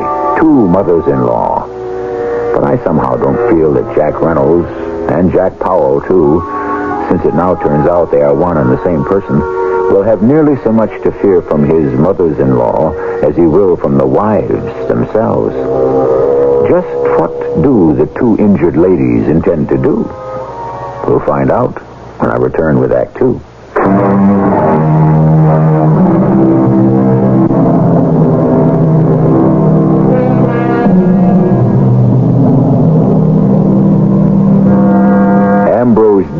In his Devil's Dictionary, defined bigamy as a mistake in taste, for which the wisdom of future generations will invent a punishment called trigamy. Perhaps, but Susan Powell has no intention of waiting for others to decree Jack's punishment. Nor, as we will momentarily discover, does Ellie Reynolds. Both women are believers in the old adage, let the punishment fit the crime. I don't believe it. Jack? Surely you must mean that you've just been having an affair. Mrs. Reynolds, I am not that kind of woman. Oh, I'm sorry. I didn't mean to imply... Jack and I were married 4 years ago this July. I remember. That was the year he spent the entire summer in Seattle. But we've been married 15 years. How could he do such a thing? Well, men his age often turn to younger women to take the edge off the advancing years. I've never considered myself old, Mrs. Powell. Well, don't you think that under the circumstances we can call each other by our first names? Yes, I think under the circumstances that I'd prefer it. Good. And now, Ellie, let's each pour ourselves a good stiff drink of that louse's liquor and consider just what we're going to do about this situation. You mean it takes some kind of revenge? I certainly don't think I should just go back to Seattle and we carry on as if we knew nothing, do you? No, I guess not. I must admit I'm such a timid soul that I probably would just carry on like nothing had happened. Maybe that's exactly what we should do. What? Carry on. As if all were normal. But that wouldn't accomplish anything. It would if we switched places. You mean change houses? Jack will be coming to this place tonight. This place? And flying out to Seattle tomorrow. He expects to see you here and me there. But instead he'll find just the opposite. And we'll each pretend as if nothing's amiss. What do you think?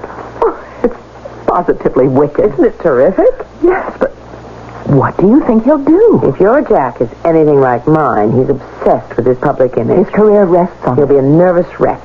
It'll be like a slow death. Oh, I can't wait to see the expression on his face. Come on, Ellie, show me around. Who knows? If we can pull this off, he may actually begin to think he's going crazy. And this is our cellar. You can see it's quite big. This house is very old, isn't it? Oh, yes. It's one of the original Philadelphia mainline mansions. Oh. Well, ours in Seattle is very modern. Oh, what are all these rooms here? Well, they were originally servants' quarters. See up there on the wall, there's an intercom hookup to all the rooms upstairs. But these rooms are all empty. Don't you have any servants? No. Why not? Certainly the louse can afford them. No, that was my choice. I felt I should manage the house myself. No, I didn't know he was a louse until now. You ought to take better advantage. I would. The house he bought me in Seattle isn't nearly this big. I think that's everything. You know where the linens are kept. You've seen the kitchen, the garage, the grounds. But before I go, is there anything else I should know about your house? No. Oh, let me just dig the keys out of my pocketbook here. Oh, there is one other thing. Very important. I always have a bottle of wine on ice for Jack when he comes home. I know. White wine. I have it for him, too. Even though I don't drink it myself. There's a wine cellar in the basement. The key is on the ledge above the furnace. All right. But make sure you prop the door open securely. Why? Well, ever since we had the last earthquake tremor, the door hasn't hung properly. It will swing shut on you if it isn't wedged, and the handle inside is broken. Jack keeps saying he'll fix it, but he never has. I actually locked myself in there once for 3 hours. I'll be careful. Here are the keys to the house, and, this is the key to the car I rented to drive in from the airport. And your return ticket? Right here. I think the next flight to Seattle is in an hour. I'll have to hurry. I'll just pack a few things. Oh, can I send you anything? I'll call you tomorrow and tell you what clothes to send. I just had another thought. What? I think that under the circumstances, we ought to split the revenues from my new book. Well, Jack usually gets home around 6. Oh, it's barely 3 now. I don't know how I'm going to stand it until then. If this little plan is going to succeed, we'll both have to play our parts perfectly.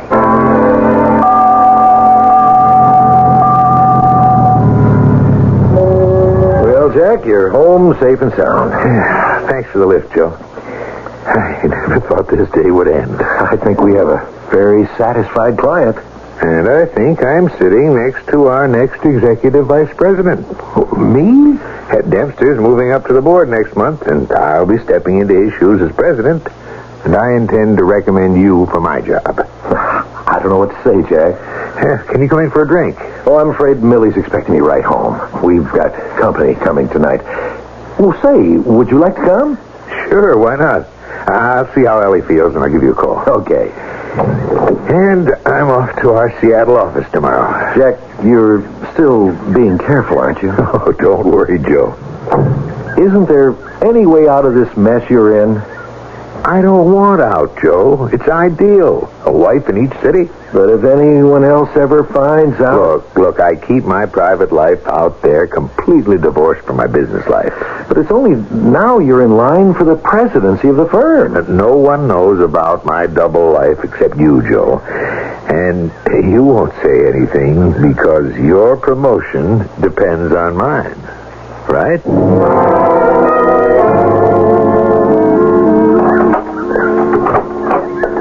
Ellie, I'm home, honey. Honey? Why, you haven't called me honey in months. Hello, dear.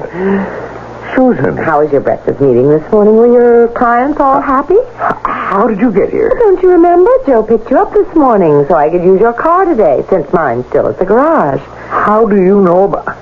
It's not your car that needed repairs. It was... Sit down, dear. I'm sure it's been a long day, hasn't it? You look like you don't even know where you are. Susan. Now, just put your feet up while I pour us some wine.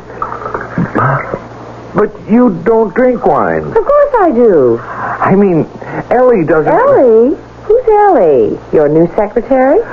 No. Oh, should I be jealous? No. Your wine. Have a sip. You'll feel better. Susan, what are you doing here? Here? Well, where else should I be? What's going on? What time is it, dear? It's 6:20. Oh, I have to check dinner. Just a minute. Oh, your bags are all packed for your trip to Philadelphia. We're in Philadelphia. I'm in Seattle. Jack, I have to go to the kitchen. You're not going anywhere until you tell me what this is all about. Do you want dinner burned or not? Where's Ellie? Ellie? Ellie who, Jack? Who? Ellie who? You know darn well who I'm talking about. My wife. I'm your wife. How did you find out? Find out what? Oh, stop playing games. About my life with Ellie. Just what is your life with Ellie, dear? Joe's the only other person who knew... Did he tell you? Joe who? Joe Quinn, the man you remember drove me to work this morning. I've never met him. Then how did you know he picked me up today? How? Ellie told me. Ellie? Yes. Where is she? Jack. Is she all right? Stop it, you're hurting my arm. If you've done anything to her, so help me, I'll kill you. She's in Seattle. What? Ellie went to Seattle to our house. What for? What are you two up to? We were going to switch houses. Why? Why do you think, you sad two-timing rat? To teach you a lesson.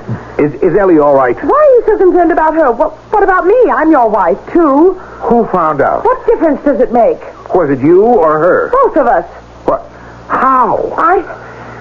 I thought Ellie had plagiarized a novel I wrote. The one that was serialized in the magazine, which you never even bothered to read. I came here to accuse her face to face, but instead we discovered that the reason we'd both written the same story is that we were both married to the same man. What did Ellie say? Well, what do you think she said? How did she react? You want to know how she reacted? I'm here. That's how she reacted. And she's in Seattle now? She's on her way. What time did she leave? A couple of hours ago. What are you doing? I'm putting on my coat. Call the airport, will you, and see what time the next flight leaves for Seattle? I will not call the airport for you. Where are you going? To catch the next flight to Seattle and try to get to Ellie before she does anything desperate. Well, what about me? Jack, what about me?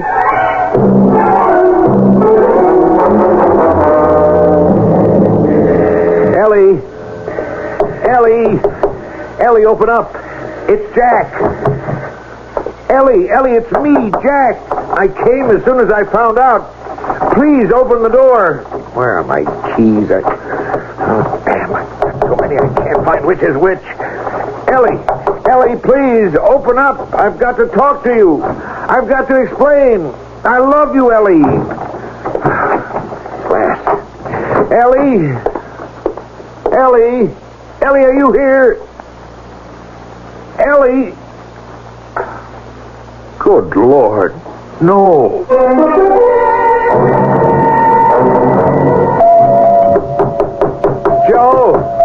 Joe, open up. Just a second. Hold your horses. Jack, what are you doing here? It's 6 o'clock in the morning. I've got to talk to you. Well, come on in. What's the matter? I'm in big trouble, Joe.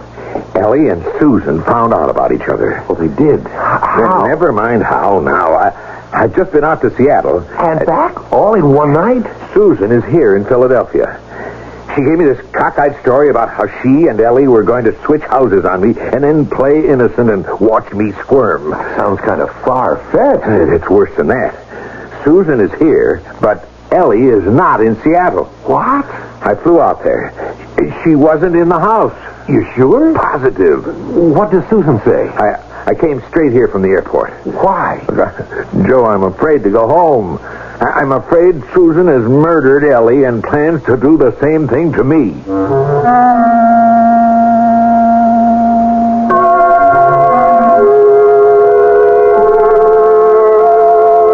Hell hath no fury like a woman scorned, said Shakespeare. Unless, we might add, it be a woman rivaled. When two people want the same thing, we have drama. When they want it badly enough, we could have almost anything, including murder. Whatever we have, we shall find out when I return with our final act.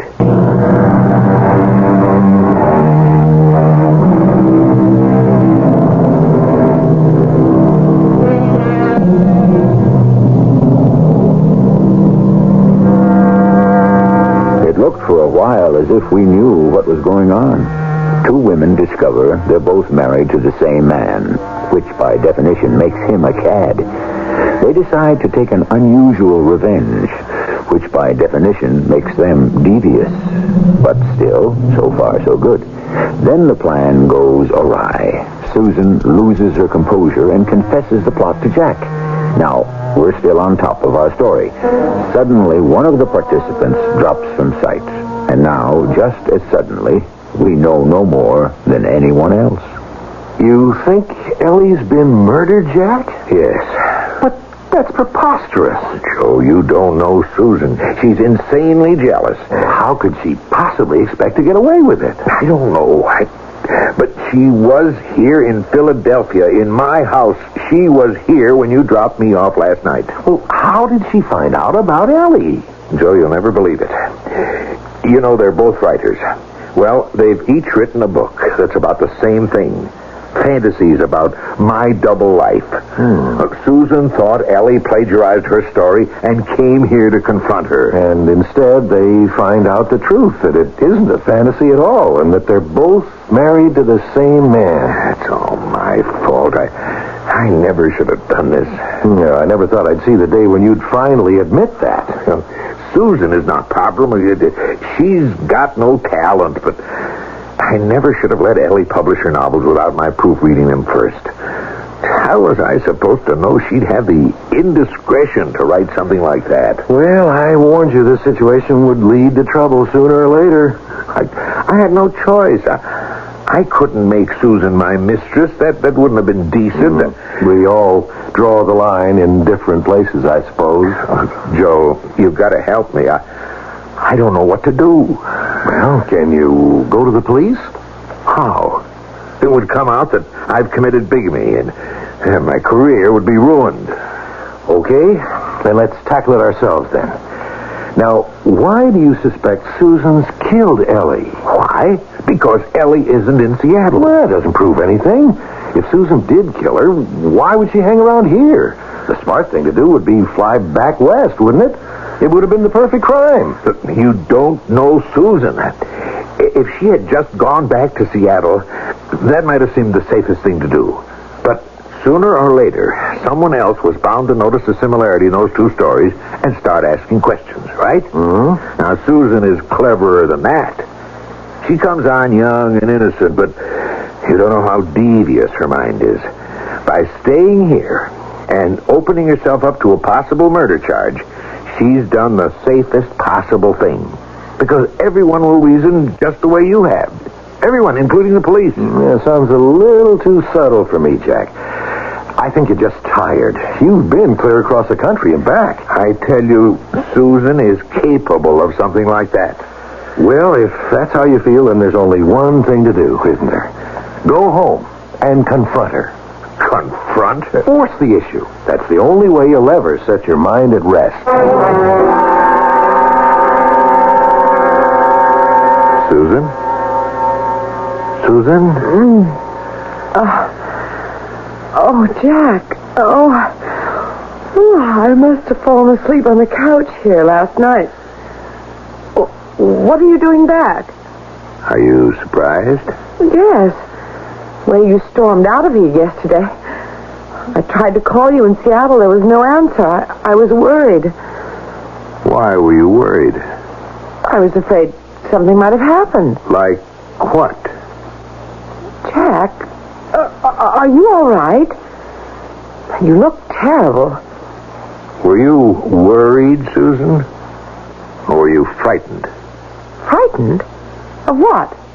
Did you really call Seattle? Every 15 minutes. Until I fell asleep. Didn't you speak to Ellie? No. No one answered. But she went to Seattle, didn't she? Isn't that what you told me? Yes. Where is she, Susan? Where? What's happened to her? What have you done to her? I didn't do anything to her. Why are you still here? This is a strange house, a strange city. Well, where else was I going to go? You must have known I'd be coming back. Well, how could I know that? Because Ellie isn't in Seattle. Now, where is she, Susan? Wait a minute. Where is she? What do you think I think you killed her. No! You knew if I had to make a choice, it would be her, didn't you? So you did the one thing you could do so I wouldn't have that choice to make. Stop it. Stop it. This is insane. I swear to you, I'm innocent. And you expect I'm going to believe you now after that act you put on for me yesterday? How did you know she didn't go to Seattle? Did you check with the airline? No. I gave her the keys to the car I rented. Did you think to check and see if it had been returned? Oh, I didn't know you... No, of course not. Why don't you call them instead of accusing me of murder?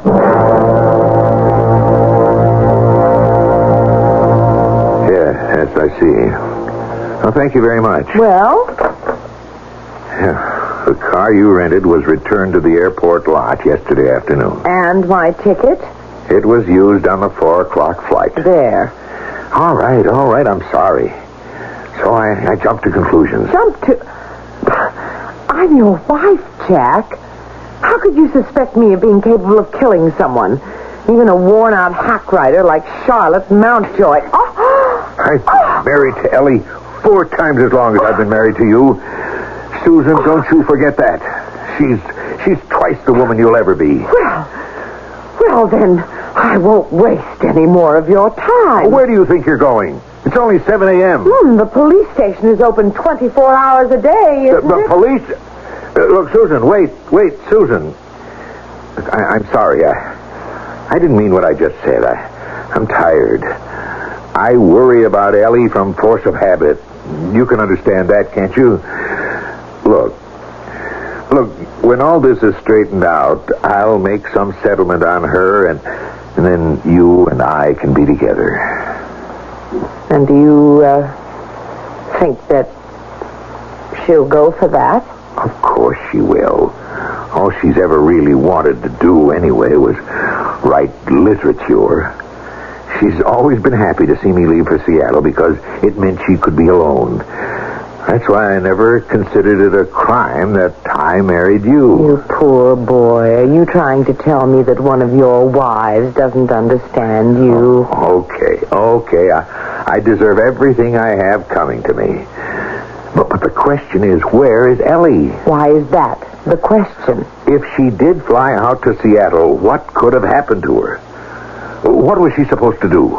About what? Oh, that scheme you claim the two of you concocted. I told you. Go to my house and make herself at home. I told her where everything was. She was even going to have your wine waiting. Wine? You told her about the wine cellar? Did you tell her about the trouble we had with the door? Maybe that's what's happened. You remember the time you got locked in there? If I'd been out of town at that time, you could have died. I'd better give the neighbors a call. Well, she couldn't possibly be in there. Why not? I didn't tell her about it. I knew the door was tricky, so that I thought it was best just not to mention the wine cellar at all. Oh, she'd have found out on her own. Ellie's very thorough. But she couldn't have gotten in without the key. And you didn't tell her where that was? Of course not. I just gave her the name of our liquor store. I thought that was the safest thing to do. What can have happened to her? If you're really serious about us, why don't we just forget about her? Oh, I can't. I understand, of course. If you ask me, I wouldn't be surprised if she's disappeared on purpose. Why? Oh, women can be a lot more devious than you think.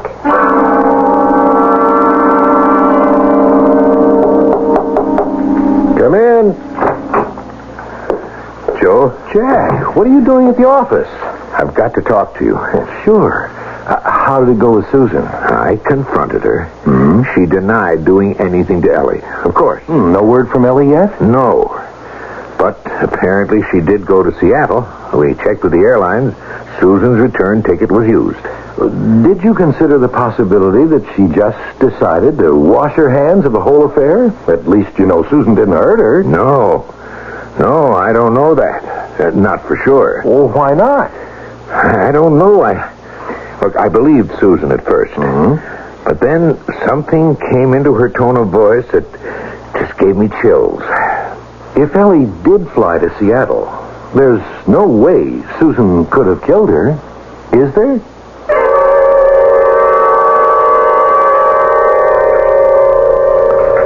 What's the matter, Jack? You've hardly said a word all evening. I suppose you're still thinking about Ellie. I have to know what's happened to her. Do you still think I killed her? Well, there's no proof that you didn't. There's no proof that I did, either. I think it is time we got down to business. Oh? What business? Well, I had a very productive day. You told me this morning that Ellie was twice the woman I'd ever be and not to forget it. Well, I haven't forgotten it, Jack. And now that I know where I stand, I think I'd better take advantage of Ellie's absence to solidify my position. Well, then you admit that... I admit nothing. Except a very rosy future for myself. I want you to sell the house in Seattle and lavish all your considerable income on me. Here. When Ellie was showing me around the house, I noticed the servants' quarters downstairs. I think it's a shame to let them go to waste, don't you? You want servants? Several. But it's not necessary. You may have been able to push Ellie around, but not me. All right. All right, what else? I want you to use your contacts to get my novels published. Ellie would never have asked me to do something like that. I don't care what Ellie would have done. I'm not Ellie, and the sooner you accept that, the easier it will be. Okay, I'm sorry, baby. I don't like the way this picture's developing. I'm not buying it. Oh? Sooner or later, Ellie's disappearance is going to be discovered. There'll be an investigation. Are your hands really clean? Yes. To that. I thought we might sit down and invent a nice little story to account for this changing of your domestic guard. And if I refuse to go along with this blackmail? Well, like I said before, the police station's open 24 hours a day, and bigamy, so far as I know, is still a crime. No crime is a crime until it's discovered. What do you mean? No one knows you're here, do they? And back in Seattle, you're known as Mrs. Powell. That's a fiction, sweetie. My whole private life out there was a fiction. You're a fiction, just like the novels you write. And no one ever went to jail for murdering a fiction, did they? Jack? You didn't really think I'd let you bleed me for the rest of my life, did you? Did you honestly think I'd put up with that? No. Oh, you can both stop that now. What? Ellie? Ellie, where'd you come from? It's interesting, isn't it? What happens if you leave two barracudas alone in the same tank? Where have you been? Downstairs, in the servants' quarters. In the servants' quarters? You've been in this house the whole time? On the way to the airport, I had time to think things over. Susan's plan was very clever. But I realized that you just weren't worth the effort, Jack. But the airline said the ticket was used. I gave it to a very nice and somewhat surprised elderly lady. She was even older than I am, Susan. Ellie, you don't know how worried I was. These last 2 days have been a nightmare. Oh, yes, I heard how you worried about me from force of habit. Our plan didn't work out at all like we expected it to, did it, Ellie? You must be very disappointed, Susan. You were hoping I was locked in that wine cellar, weren't you? How did you know about that? The intercom. The intercom? Oh, yes. As I said, I've been in the servants' quarters. I've listened to every word you two have said. I didn't expect much from Jack, but I was very disappointed in you, Susan. I spoke on the spur of the moment. I wasn't going to let you die. You already have. Both of you. It's just as well. It was a part of me that needed to die. Ellie... Jack, dear, I know I could stand on my rights of seniority in this matter. But you and Susan really deserve each other. Look, Ellie... I'm going to apply for a divorce on the grounds of bigamy, which should produce the requisite publicity to give you everything that's coming to you, Jack. And as for you, Susan, I've been reading your serialized novel downstairs, and my advice to you is... stick to blackmail. You're not much better at that than you are at writing, but at least it's more profitable. Ellie, what are you going to do without me? I'm going to pack the contents of a certain bottom drawer and go off to do what I should have done a long time ago. Write what I really want to write under my own name.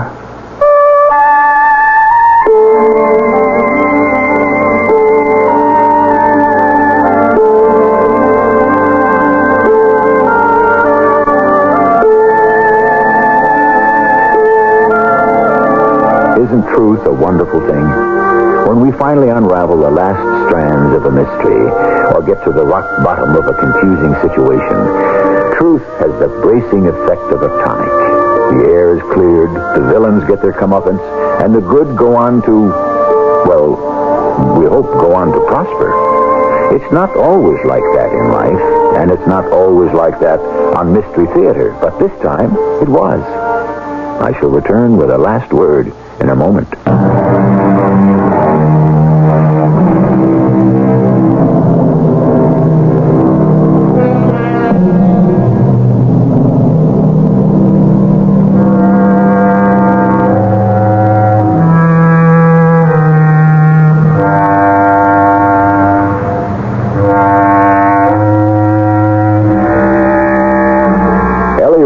Was living the kind of life far too many of us live. A life that was untrue to itself. Through fear and habit, she was not putting her best talents forward. It took a devastating revelation to remedy the situation. We can best applaud her action by not forgetting the lesson it contains. Our cast included Marion Seldes, Patricia Elliott, Charles Irving, and Robert Maxwell. The entire production was under the direction of Hyman Brown.